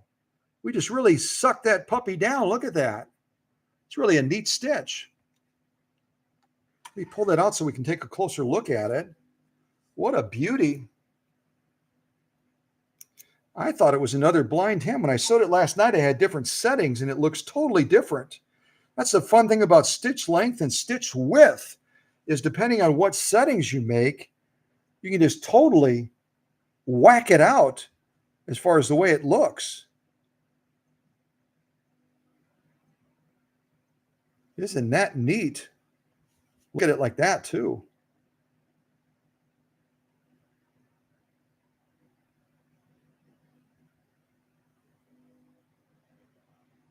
Beautiful, beautiful work. And just realize if we change the width and the length, all of a sudden we're going to change the look. That's our lock stitching on the back. And even by just changing the modifier from mid-range to the long range, we could sew the same stitch and change the look of it again, couldn't we? Remember I did that on the other stitch? We can just totally change the look of it. Totally change the look. Right now we're on the middle of the modifier. You can see that. If we were to adjust it to here and sew the same stitch, guess what? We would totally change the look of it. Should we try it? Should we try it on the long range just to see how we can change that stitch, the look of it? And then we can maybe make this just a little bit longer. We'll go from 12 to say 8. Our stitch length goes from 12 to 8. We changed our modifier from mid-range to long. Let's sew the same stitch again, see what we get. It's fun to play around with stitches, isn't it? I think it is. Let's see what we get this time. All right, the same stitch, but we changed the modifier and we made a couple little tweaks to the stitch length. Maybe I should also change the stitch width as well. Why don't we do that? We'll change the stitch width to 3. Our stitch length is on 8 now. And then we changed our modifier from mid-range to long. Let's see what we get this time. This should be interesting. It's a little scary, but it's interesting. Here we go.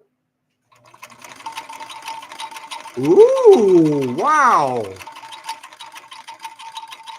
Holy cow, that is cool. Check this out. Isn't that neat? The same stitch, exactly the same stitch, but we changed the modifier from mid-range to long, and then we goofed around in changing the stitch length and the stitch width, and we have a totally different looking stitch, but it's exactly the same stitch. It's the same stitch. Isn't that something? Aren't sewing machines fascinating? If you're willing to just explore a little bit, right? You just have to be willing to explore just a little bit. Isn't that lovely? Wow. The same stitch. It's the same stitch on Cathy's sewing machine. All we did was manipulate that stitch a little bit. We almost have unlimited possibilities, don't we? We're unlimited. We're unlimited. With one stitch, we could have a dozen variations. A dozen variations. Here's our lock stitch on the back. You see, I did a poor job of holding my thread again. I got to remember to hold my thread. Hold your thread, Scott. Hold your thread. I think the puppies hear me yelling. And they're like, hey, can we come in there and play? Can we come in there and play? Oh, I hear dog food. Susie's feeding the dogs. She's not only moderating, but she's also feeding the dogs. That's pretty impressive. All right. At any rate, I love the way you can utilize basic settings on the machine to get very, very different outcomes. To get very, very different outcomes. Yeah, it's fun, isn't it? So if you're kind of a stick in the mud and you never mess around with stitch width and stitch length, start doing it. Just get wild. Go wild. Go wild and start messing with stitch width and stitch length. People will talk about you, but that's okay. That's okay. Have fun. All right, let me get another sip of tea. And we'll move into some of these other stitches that this Kenmore 158-13520 will do. Okay. Yeah, beautiful stitching, isn't it? Really quite lovely. You shut the light off for a second. Very, very nice. Very nice. Very, very nice. All right, turn the light back on. All right, let's go over to our cam function over here. Got our cam function right here. We're going to turn it clockwise a little bit further. We've got a choice of our 3-point zigzag and some sort of a crazy catacomb stitch now. And move my finger out of the way.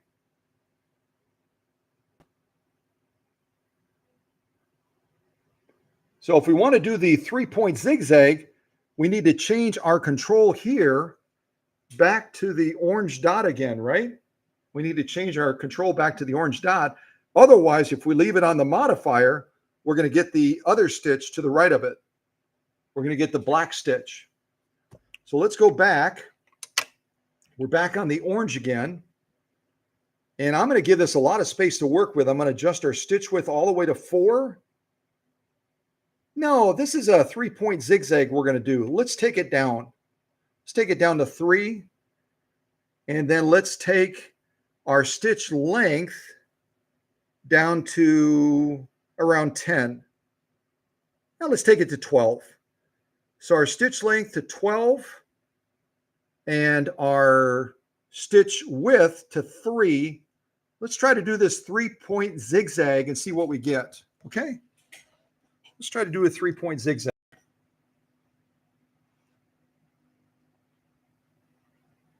There we go. Yeah, that LED light is not messing with us too much, just a little bit. just a little bit. All right, let's see if we can pull off this 3-point zigzag, and then we'll move into the catacomb thing. All right, here we go. Oh, hold my thread. Ah, I heard one of you say it. Hold your thread, Scott. Hold your thread. All right, here we go. Ooh. Wow. That's pretty cool. So that's our 3-point zigzag. Our 3-point zigzag is looking really groovy. And you can change the look of this. If you want to have it more with a peak, you could certainly do that. Adjust your stitch width, adjust your stitch length, and get a totally different stitch out of this Kenmore. But that's a really nice representation of a really good looking 3-point zigzag. Same thing on the back. We got a beautiful, we did better that time. Held my thread a little bit better. You see really good definition on that lock stitch as well. Yeah, nice looking stitch. See if we can do that catacomb stitch now. And then we'll mess around sewing some leather. See if we can do some leather sewing as well. Just got to watch my time. Watch my time, Scott. All right. Yeah, you could sit here all day like a kid. I'm like a kid with a sewing machine. You know that? Oh, let me see what happens if I adjust the stitch width from 3 up to 4, from 3 down to 1.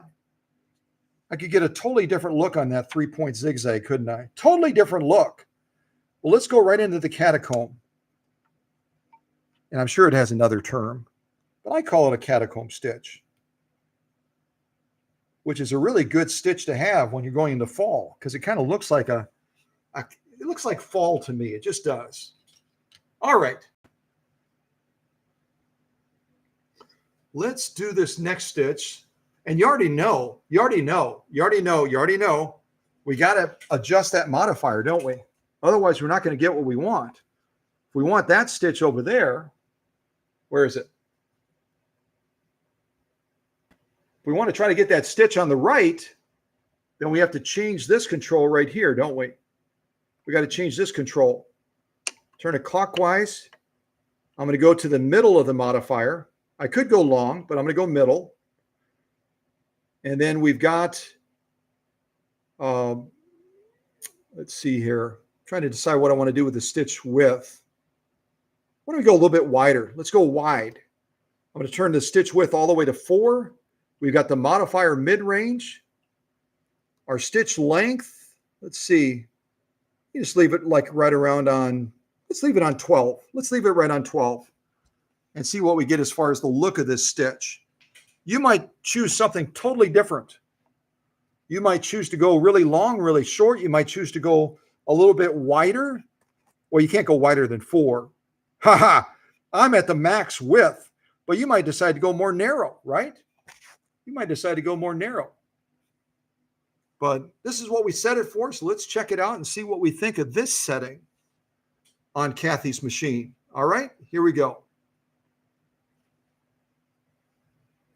Almost there. Hold on. Really close. All right. Ooh.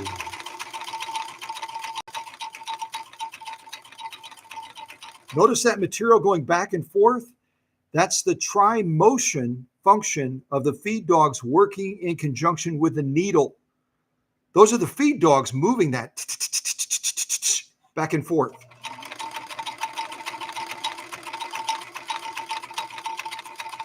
Ooh. Oh my. Oh my goodness. Holy mackerel, look at that. That is a pretty stitch. Isn't that gorgeous? Let's pull it out away from the LED light and take a closer look at it. Isn't that spectacular?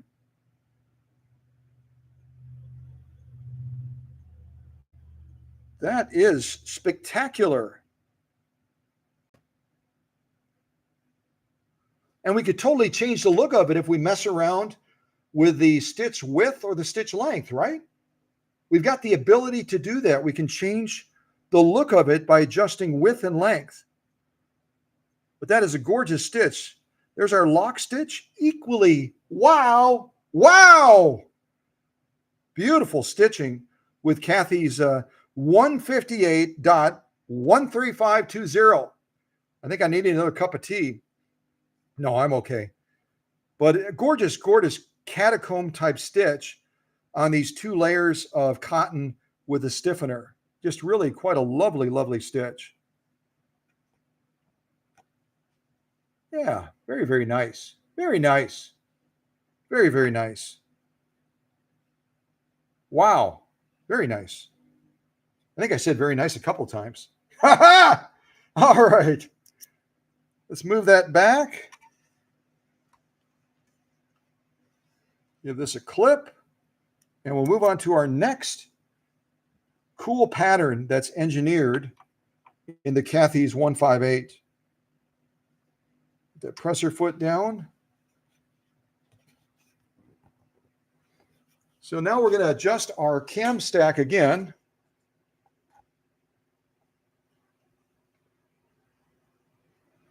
We're going to turn it clockwise.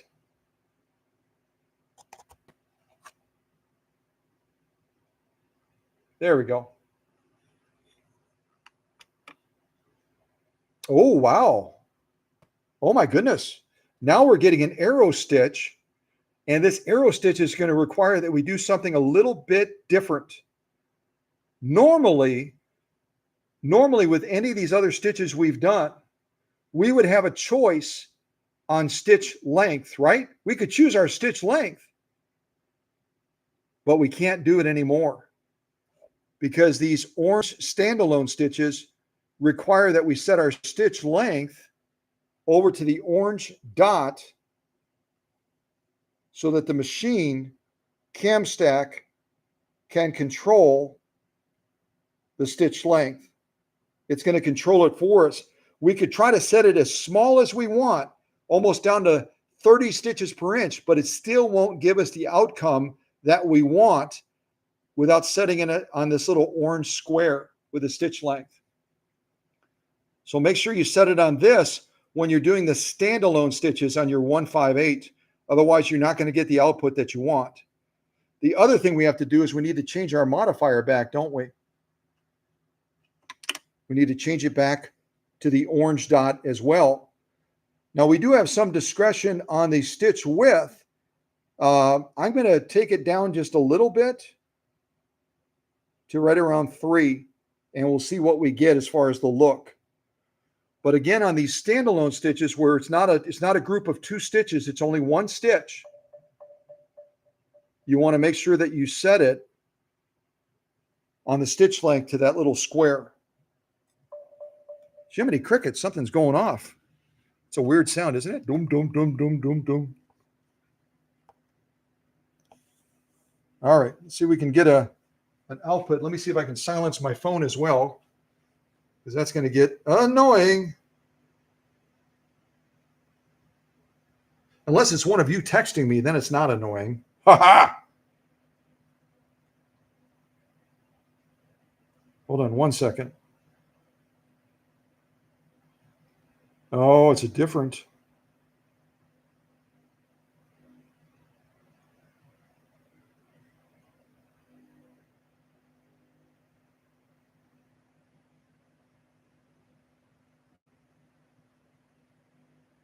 I have to hit snooze on it. Just give me a second here. Snooze, snooze.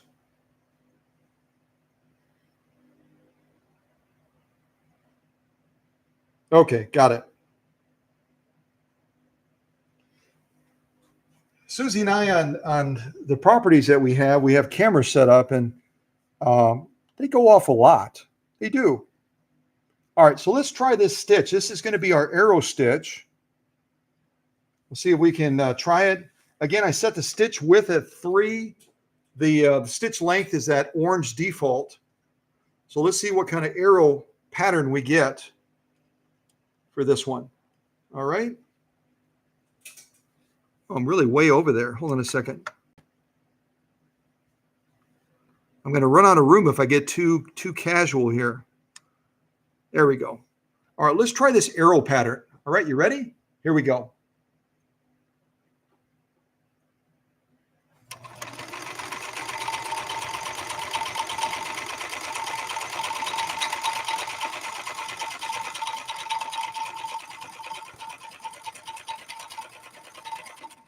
Let me just adjust the camera a little bit because you don't have the best shot there. Hold on.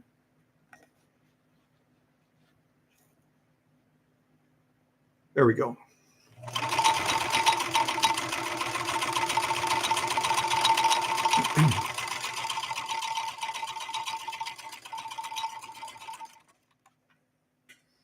It almost looks like a Christmas tree to me because of the settings that I chose with the stitch width. See if, yeah, kind of, it looks different. I did one last night on this leather, but again, it's a different material. I did one on this leather last night, and I got a slightly different. I know what I did. I'll bet you I changed within the default. Let me show this to you real quick. Within the default of that orange little thing for the the stitch length, within that you can have just a slight discretion of making it just a little bit shorter, and that might tighten up what we want. I'm not going to do it again, but I'll do it on the diamond when we do the diamond. Let me show you what I mean. So right now we're set on stitch length with that orange square like I told you we needed to do for this standalone pattern, right?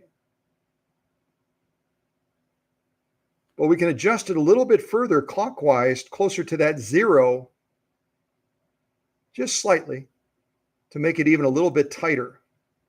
I just moved it just a little bit, just a tiny little bit. Let's see if that does it. Okay, I'll sew it one more time. Haha.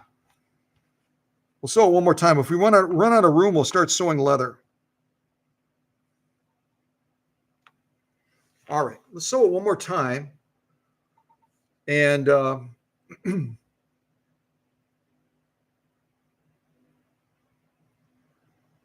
yeah, see how we changed the look, just adjusting that stitch length within the default range just slightly. All right, here we go. Can you see it? Oh yeah, there you go. Jiminy Crickets is another camera.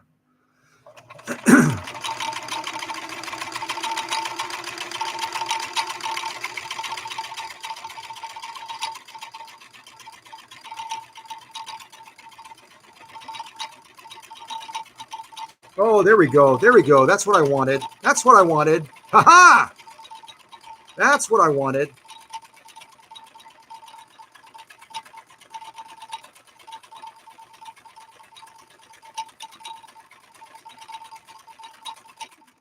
That's what I was looking for. That's what I was looking for. That's the look I was looking for. And we could even go a little bit further, couldn't we? But see how we changed the look of that? We just, within that stitch length default range with that orange square that we have to set these standalone stitches on, we can still go a little bit further towards that 0 and snug it up a little bit more and change the look of it again, right? The look of it has changed once again. So it shows you the power of stitch width and stitch length when you're able to make those adjustments for the stitch, right? Yeah, I like that one better. Here's our lock stitch on the back. Beautiful stitching. Beautiful, beautiful, beautiful stitching. I bet you Cathy's left toe is tapping right now. She's saying, I want my machine back. I want it back now. You gotta wait. You gotta wait. You gotta wait. You gotta wait. Gotta wait. Gotta wait. Gotta wait. All right. Give that a clip. All right. Let's move over to our diamond now. Let's move over to our diamond. Diamond is a girl's best friend is the saying, isn't it? Well, a diamond stitch is also a fun stitch to sew. Let's see here. Oh, I should show you what I'm doing. So right here, I'm going to change us from the arrow stitch to the diamond stitch. And I'm going to take our stitch width all the way to 4. And I'm going to leave our stitch length where it is. Leave it just right there. Okay. Let's do this next stitch. We're just going to have enough material left. We're just going to barely make it. Just barely make it. All right. Here is our diamond stitch. Let's put this one to work.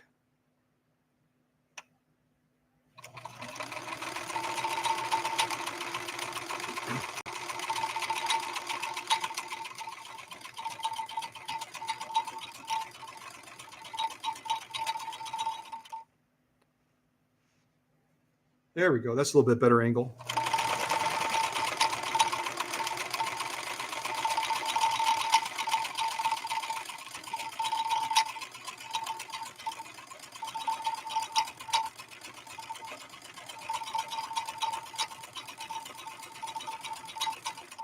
All right, stop right there.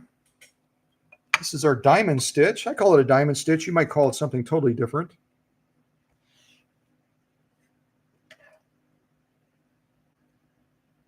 Yeah, very, very nice. I like that stitch a lot. And again, if we manipulate our stitch width, our stitch length a little bit, we can change the look of it completely. Also, depending on the material that we're sewing on, right? If we sew this same stitch on leather, it's going to present just a little bit differently. I'll demonstrate that to you right now. Here's our lock stitch on the back. So let's do the same stitch on leather, see how it looks differently on that type of material. Because of the density of the leather and the nap and everything else, it just kind of sucks that thread in just a little bit better. I'm going to set this to the side for just a moment, and we'll grab a piece of leather. Yeah, I've got plenty of leather. We'll do that same stitch on this leather, and this is genuine cowhide. It's probably about 3 ounces. You can't even see it. Haha, there it is. It's about 3 ounces of leather. You can see the thickness from the side. And we're going to be laying down exactly the same stitch, but look at how, when we get done with it, you can watch and see how it's going to present just a little bit differently. All right.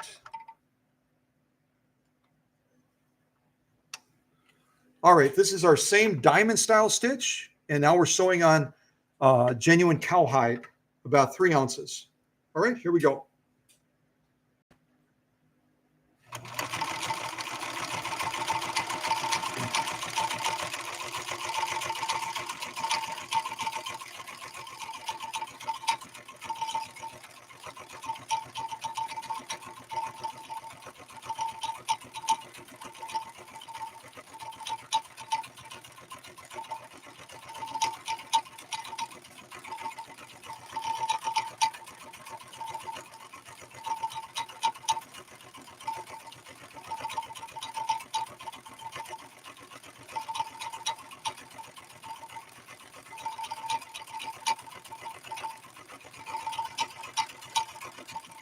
All right, we're going to stop right there.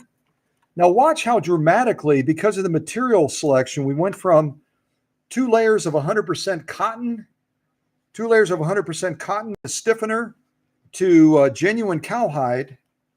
And look at how different that stitch looks. Exactly the same settings, exactly the same stitch. Let me clip it so we can look at it closer.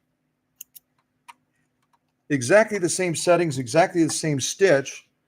But all of a sudden, because we changed the material type, I love the way it looks on leather, don't you?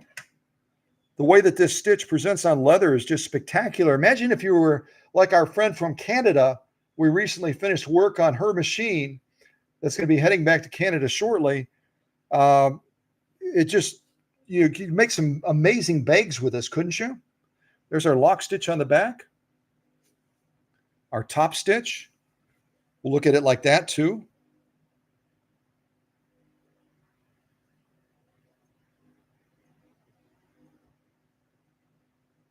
So if you normally don't sew on leather, you might want to, when you look at this and you say, wow, what a contrast because of the material type. What a contrast between the way it presents on cotton and the way it presents on leather. We could do the same thing with any of the other stitches. And because of the material type and because of the density of it, it just really pops that that stitch dramatically, doesn't it? Just really, really pops that stitch. Let's move into our next stitch. We'll do it on cotton first with a stiffener, and then we'll lay it down on the same leather piece next to this other stitch, and we can watch the contrast of how it changes. All right, let me get our cotton back in place first.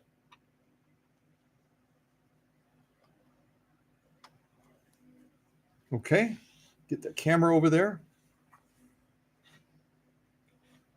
So now we're going to change. I'm not going to change anything on the machine other than that top cam function right here.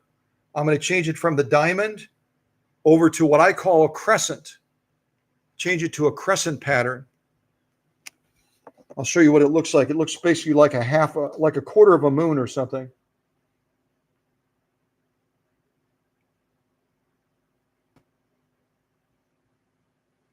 Okay.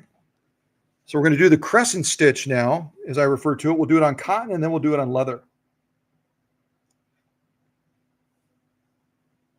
All right.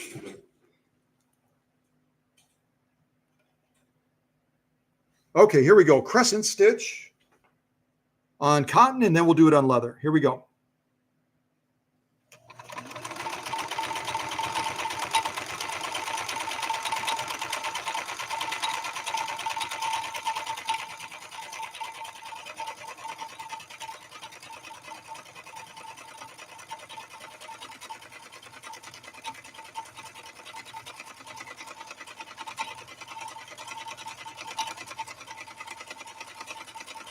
All right, we're going to stop right there. I'll back the camera up just a little bit. So there's the crescent stitch right there. Crescent stitch on 2 layers of 100% cotton with a stiffener. It's a lovely stitch, even on cotton. It's quite lovely.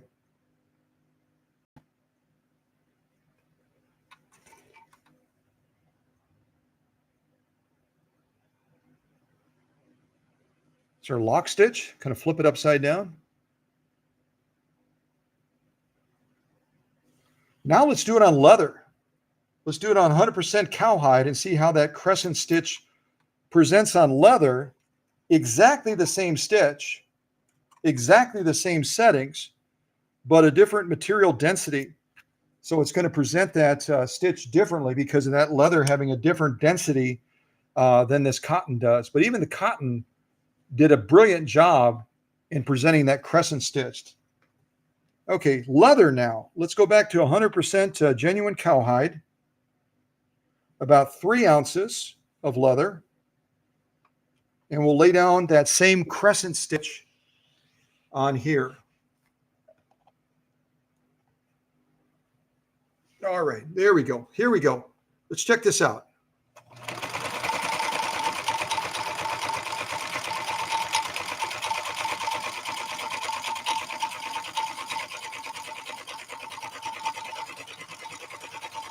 I got to take you down to the needle for a second, just for fun.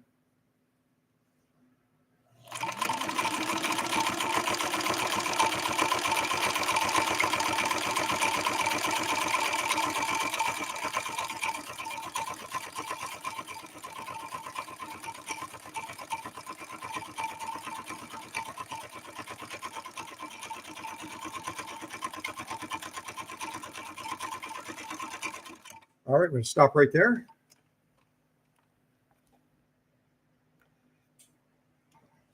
Now this is our crescent stitch on genuine cowhide. Notice the difference? You look at them side by side, the way they present. Move my thumb out of the way. Let me back up a little bit further.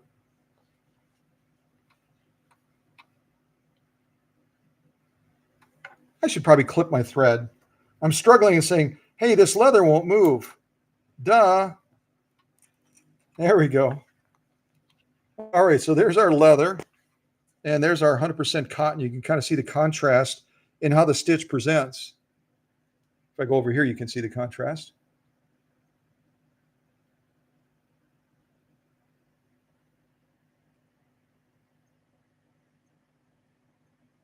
I love the look on leather, don't you?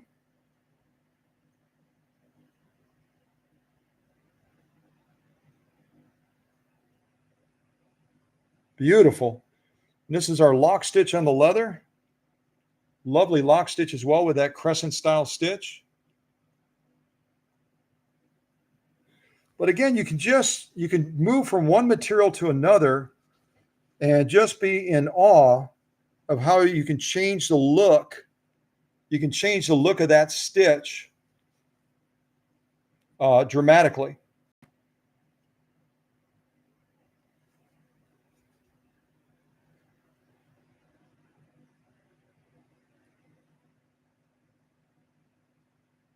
Beautiful stitch. All right, let's do the next stitch, which is actually our final stitch. I call it the building block stitch. It's a building block stitch because it kind of looks that way to me. And this time we'll do it in reverse. Instead of doing the cotton first, we'll do the leather first.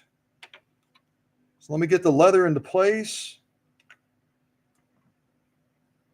And we'll change our pattern selector, our cam selector on top from the crescent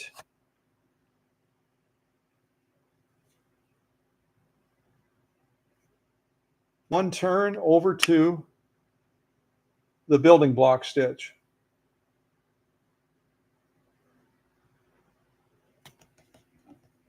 And again, we're going to do this on leather first, and then we'll move over to cotton. Kind of do it in reverse order this time.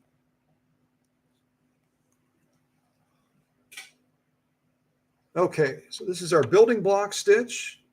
Let's see, I got the material crooked a little bit. Let me try that again. Some of you are saying, well, that's okay, Scott. You get the material crooked. You sew crooked anyway, so hey, it's all the same.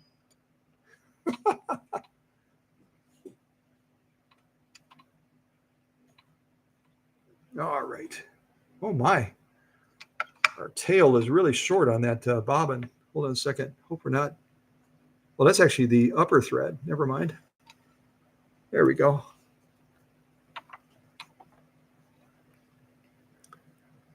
Okay, our final stitch, this building block stitch, we're going to do it on leather first, and then we'll jump over to cotton. All right, here we go. And I'll try to give you a needle shot again too. I think that's kind of fun to see it that way.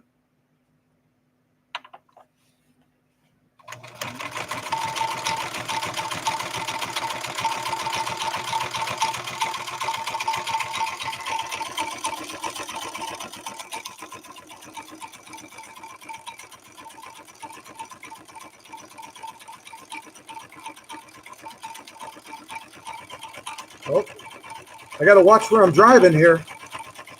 I started to go off the road.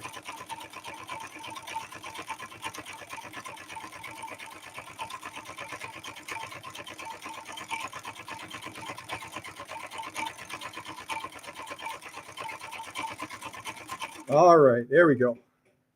Let's take a look at this pattern on leather first.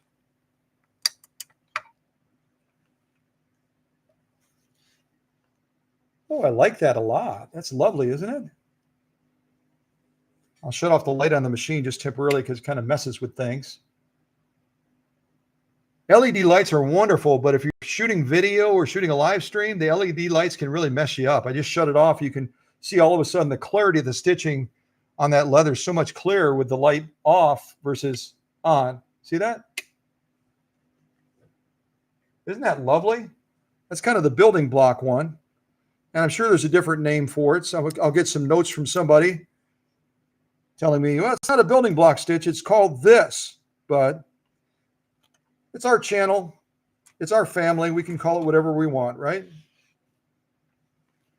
So there's our building block stitch on genuine cowhide. It's our lock stitch on the back.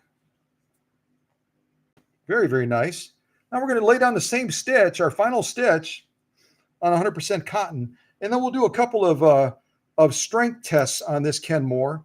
Again, it's a rugged machine. It's built very well, and now it's been fully optimized in the workshop, so it's got a lot of strength. And we'll do a little bit more heavy-duty sewing just to kind of put it to work. Got to figure out which way I had this. I think I had it like that. Yeah. Turn my light back on. And we'll lay down that final building block stitch also on this 100% cotton. And then we'll look at the two comparatively, see how they're different. All right, here we go.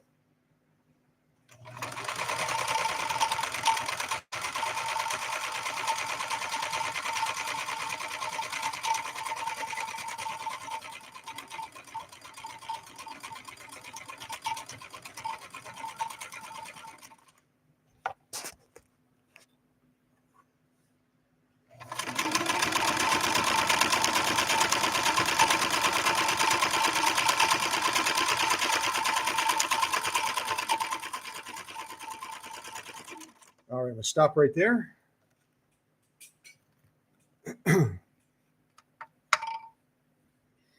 Yeah, it's a good looking stitch even on the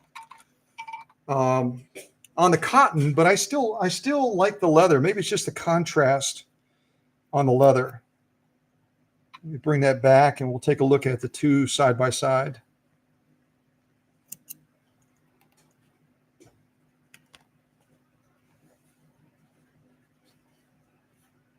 Yeah, so the leather and the cotton, you can kind of look at them comparatively.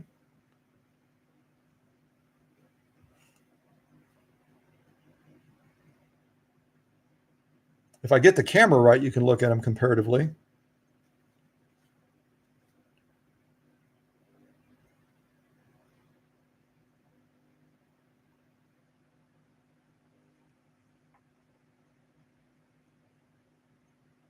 Yeah. You know, I'm looking at that burgundy cotton with that building block stitch, the crescent stitch, the diamond stitch, the arrow stitch, etc. And it's just a different look. It's not better or worse, is it? It's just different because it's a totally different material type.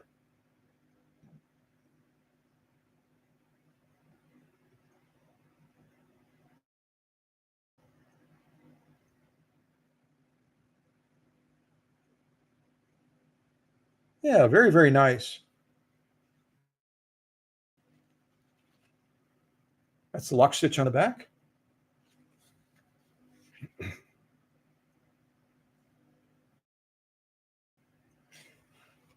So we have a very happy Japanese machine now, a very happy Japanese machine. Again, the 158.13520. All of you are going to have bad dreams and nightmares now about all those numbers, and it's Kenmore's fault, not mine. Ha ha! Kenmore's the one that came up with the 158.13520, not me. I'm just telling you what it is.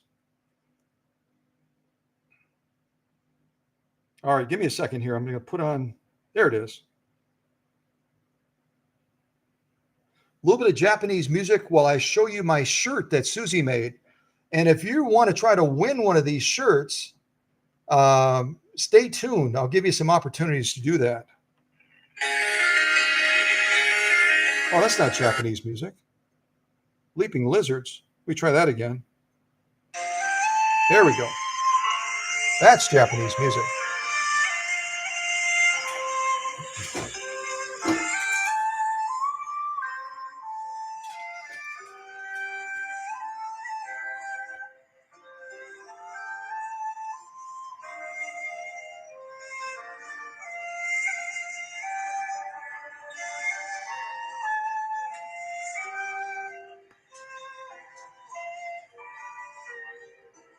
Didn't she do a great job?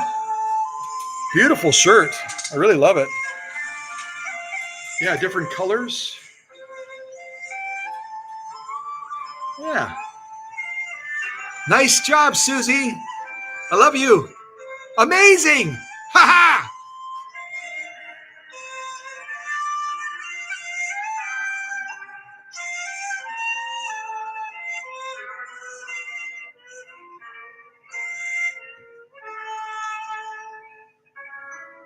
All right, let's shut the Japanese music off.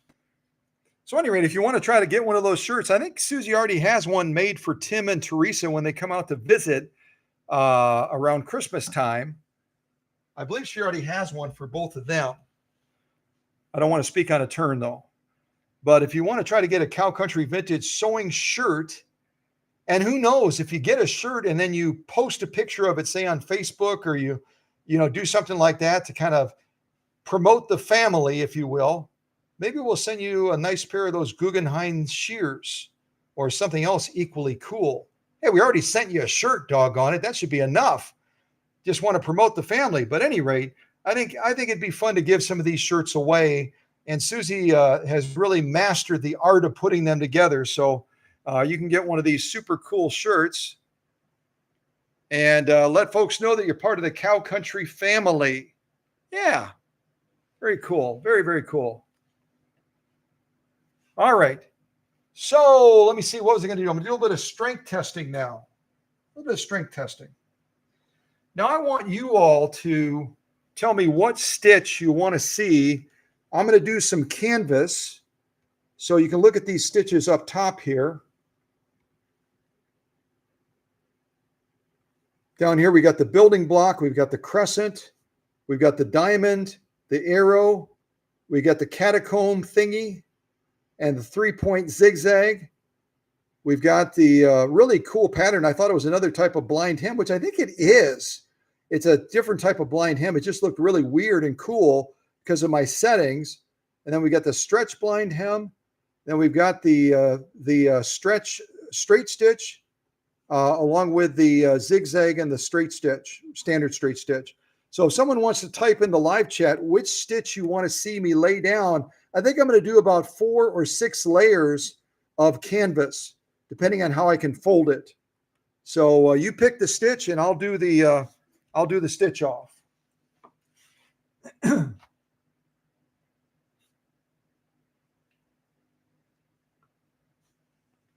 Someone wants to pick the stitch. Again, the choices are building block, crescent, diamond, arrow stitch, catacomb stitch, 3-point zigzag, stretch straight stitch, and then some blind hem stitching. So, yeah. And if no one picks one, I'm going to pick one. Yeah, baby. I'm going to pick me a stitch. Uh-huh.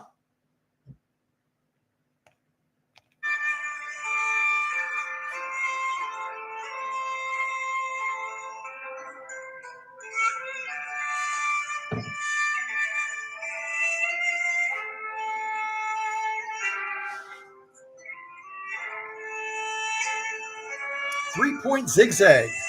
Okay.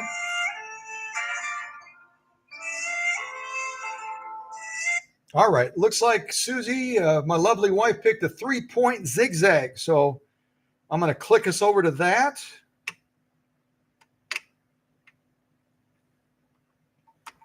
And we'll set up our machine to sew that particular stitch. So I clicked this over to the 3-point zigzag. You can see that right there. And then I've got to set us. Yeah, I think we'll probably stick with 4. We'll leave stitch width on 4. I've already got this set on the orange. And then I'll adjust our stitch length down here to, let's leave it like right around on 12. We'll put it on 12. All right, so let's lay down a 3-point zigzag onto some canvas. And this is from an Army shelter half. It's from an Army shelter half. I've sewn this stuff in the past. I haven't done it for a while. So I'm going to do my best to fold it. Do my best to fold it here. We've got 2 layers to start. I'm going to fold it in the middle, get us up to 4 layers. And I hope I'm not overdoing it. I don't think I am. And then I'm going to get us all the way up to 6 layers. 6 layers of U.S. Army genuine canvas. And we're going to be laying down that 3-point zigzag that Susie picked. And we'll see how this Kenmore handles it. Now, with a sew-off like this, I'm going to be bumping up the presser foot pressure all the way to the max. And again, you adjust that up here. So I'm going to be pushing this all the way down because we're dealing with a very thick sew-off, 6 layers of canvas. And I'm hoping our Schmetz general purpose universal needle will get the job done. Now, even with 6 layers of canvas,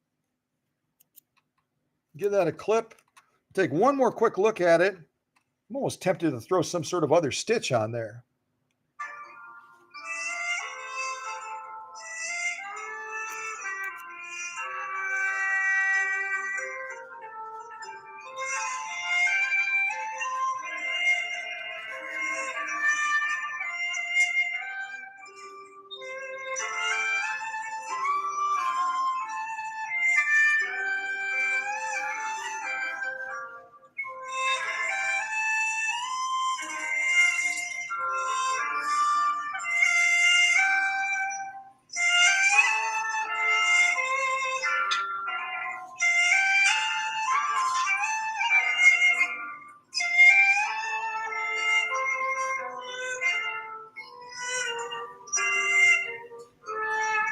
Beautiful stitching.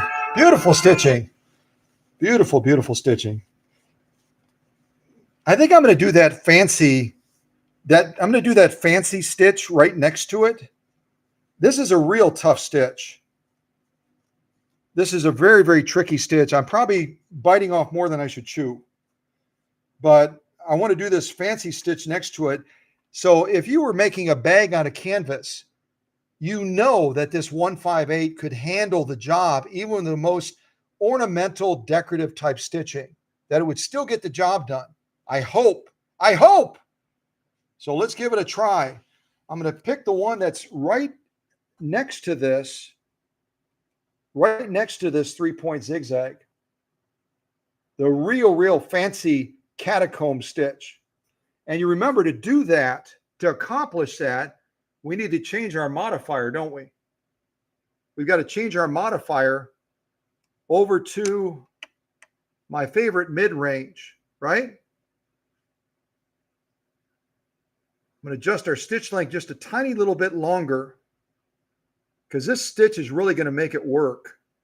Matter of fact, I'm going to go all the way down to, I'm going to take the stitch length all the way down to 7. This is a real complex stitch. And when you're dealing with a super complex stitch, you cannot make that stitch length quite as short. You got to give that machine and that needle some room to work to get the job done. So we're going to see if we can get this stitch. I believe it's that stitch right there, the white one that my finger's by. Let's see if we can lay down that stitch on 6 layers of canvas. I'm not making that up. 6 layers of canvas, U.S. Army canvas. And we're going to see if we can lay it down. Oh, I'm a little bit nervous. This is a big ask for this Japanese machine, but I think it's up to the task. All right, here we go. Keep your fingers and toes crossed and your hands and arms in the car until we come to a complete stop. Yeah, baby. Here we go.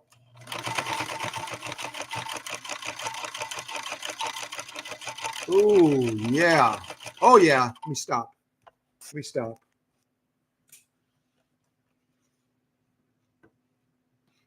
Where is it? Come on. Give me something.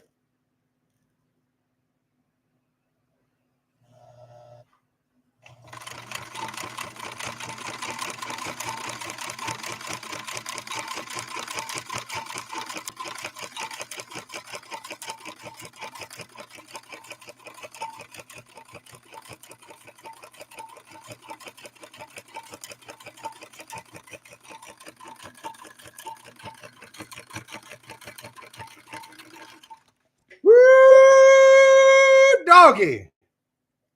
Woo, doggy. That is, oh, you can't even see it. That is amazing. Oh my goodness. 6 layers of canvas, folks. This is not a light sew off. If you know how dense and the piercing threshold of canvas, 1 layer of it, let alone 2, 3, 4, 5, 6 layers of canvas. And Cathy's 158.13520 with its 1 amp motor. Goodness, let me cut this thread so I can show it to you. Unbelievable. Absolutely. I mean, it's not unbelievable. You just saw it.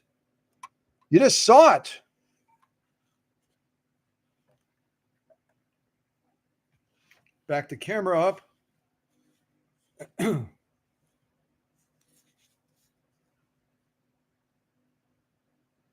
on, camera. You're not off duty yet.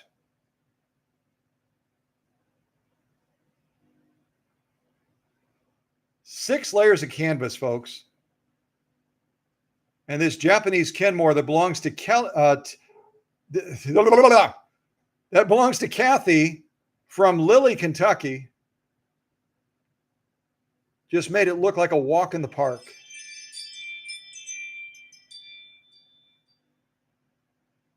Unbelievable. 6 layers of canvas. How easy? How easy was that?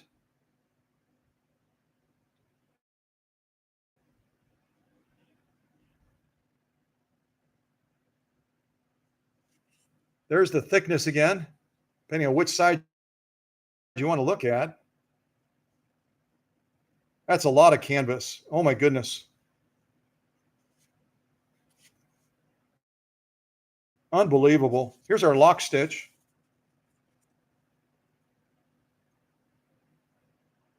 That's our lock stitch, folks. 6 layers of canvas. Look at the thickness. Absolutely crazy. You're crazy, man. You're crazy. You're crazy. You're crazy. Yeah. Beautiful lock stitch. Beautiful top stitch. 6 layers of canvas. Unbelievable. Unbelievable. Now we're going to try to do the same thing on leather. 2 layers of leather, which gives us about 6 ounces of genuine cowhide. And I got to give credit to Schmetz. As most of you know, Schmetz follows our channel. They love us. We love them. And Schmetz on Facebook, YouTube, they follow us all the time. They're big shots. They're big shot needle people. Their top needle people are following us all the time. And I say it all the time. I got to give credit to my good work on this machine and the engineering that the Japanese put into this machine. But I also have to give credit where credit is due, and that is to the quality of the Schmetz Universal 9014 needle. We're not even dealing with a super huge needle here. We're not dealing with a size 100. We're not dealing with a size 110. We're not dealing with a leather needle. We're dealing with a universal needle, and it can mow through canvas, anything. And now we're going to do it to leather as well. So I'm going to set this to the side and just say, wow, wow, amazing. And now we're going to see if we can do 2 layers of genuine cowhide. If I put it back to back like this, we're looking at a leather thickness of that. That's a lot of leather, folks. That's a lot of leather. And I'm asking a lot because we've already done a lot of sewing on this needle. Plus, on top of that, with this needle, let me get this leather into place. Plus, on this needle, we did all of this sewing as well, on camera and off. All of that, and this, and this, and this, and this, and this, and this, and this, and this, and this, all of this on this Schmetz needle to get ready for this live stream. And now we're going to be asking this incredible Japanese machine, the Schmetz needle, the Coates and Clark thread, one more sew off. Just one. Give us one more sew off. All we're asking for is for you to do the most complex stitch that this machine can do. The most complex stitch that this machine can do through 2 layers of genuine cowhide. It's only 6 ounces, thicker than the average man's belt. But we're going to see if we can pull off this final sew off with a leather needle with a needle that's already done all of this sewing. And we're going to ask it to do one more sew off for us. Oh, I missed. What am I thinking? I missed these two. We did these two on top of it. All of this. Ha ha! Anyone that wants to step up to the plate with a Schmetz needle and say, we can do just as much, I accept the challenge. Let me know. Let me know. But it's also, I've got to give credit where credit is due. It's also all, you saw the pictures, all that I took this machine through to get it ready for this dance, to get it ready for this incredible sew-off Olympics. So we're going to see if we can do just one more sew-off. One more sew-off on these 2 layers of genuine cowhide. If I break a needle, we'll put another needle in, but I don't think we will. I think we'll be okay. I hope we'll be okay. We might be okay. And this machine might just... That was easy. That was easy. We'll see. We'll see. We'll see what happens.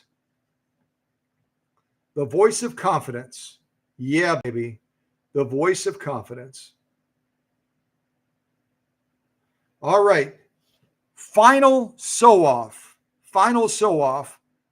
2 layers of genuine cowhide, about 6 ounces of leather with a very tired Schmetz needle with a not so tired Kenmore 158-13520. Let's see what we do. And I might give it a little bit of a hand boost. I'm not going to do it. I'm not going to give it a hand boost. We're just going to launch into this and we'll see how this machine does with this final sew off. Again, we don't have the benefit of a leather needle. A leather needle has that cutting point. This doesn't. It's a semi-sharp point, but it sure as heck is not a leather needle. Let's see how we do. I almost lost my foot pedal. It's like halfway underneath the workbench. Come over here, buddy. Come on, we're almost done. Oh, where is it? It went all the way underneath the workbench. All right, there we go. I've got the foot controller back. All right. Let's see how we do. Fingers crossed, toes crossed. All right, Kenmore, let's do it, buddy. Let's do it. Here we go. Ooh, did you hear that pause? That needle hit that leather. That needle hit that leather and was like, oh, man, what are you doing?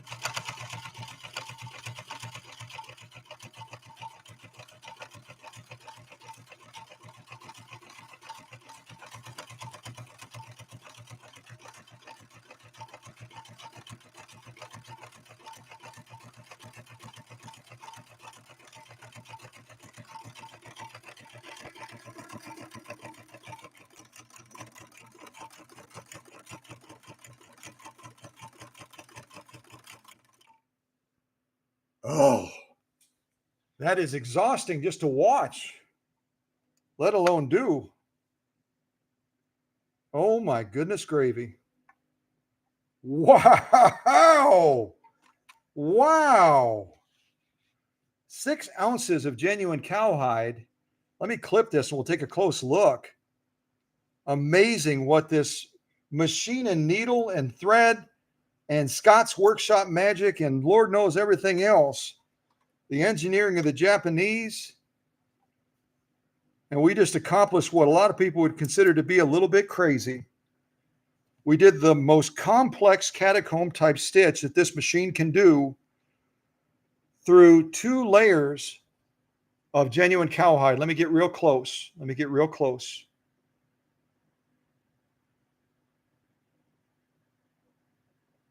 Look at those holes. Isn't that fun? Isn't it fun to see holes in leather?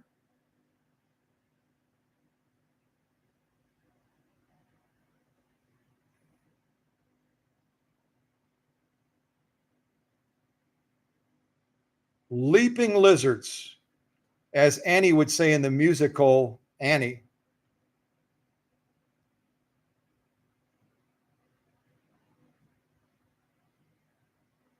And I see a couple, if you look at it with a lot of scrutiny, there's a couple points where the thread kind of slipped through. but 99%.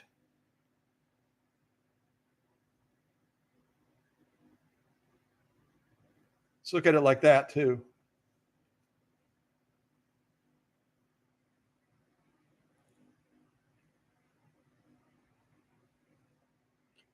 With a leather needle, imagine what we could do.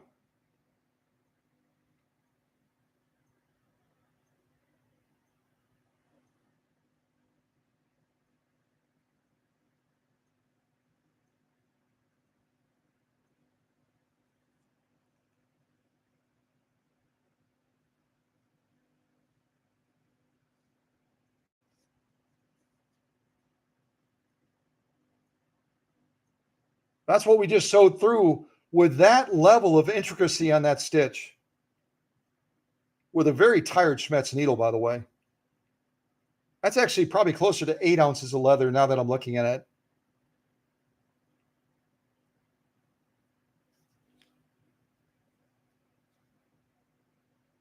This is our lock stitch now.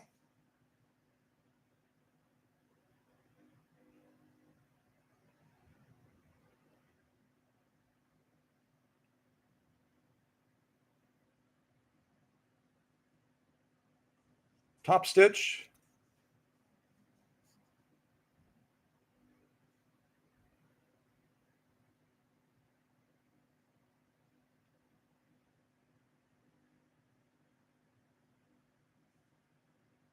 Yeah, with such a tired needle and the fact that it's not a leather needle and this much leather and the intricacy of the stitch, it's not absolutely flawless, but it's doggone close. And I'm very impressed considering the amount of leather that we just went to and the fact that it's not a brand new needle. So between this leather sew off to demonstrate strength, whoops, this leather sew off, and the canvas sew off that we just did with the same type of stitch through 6 layers of canvas.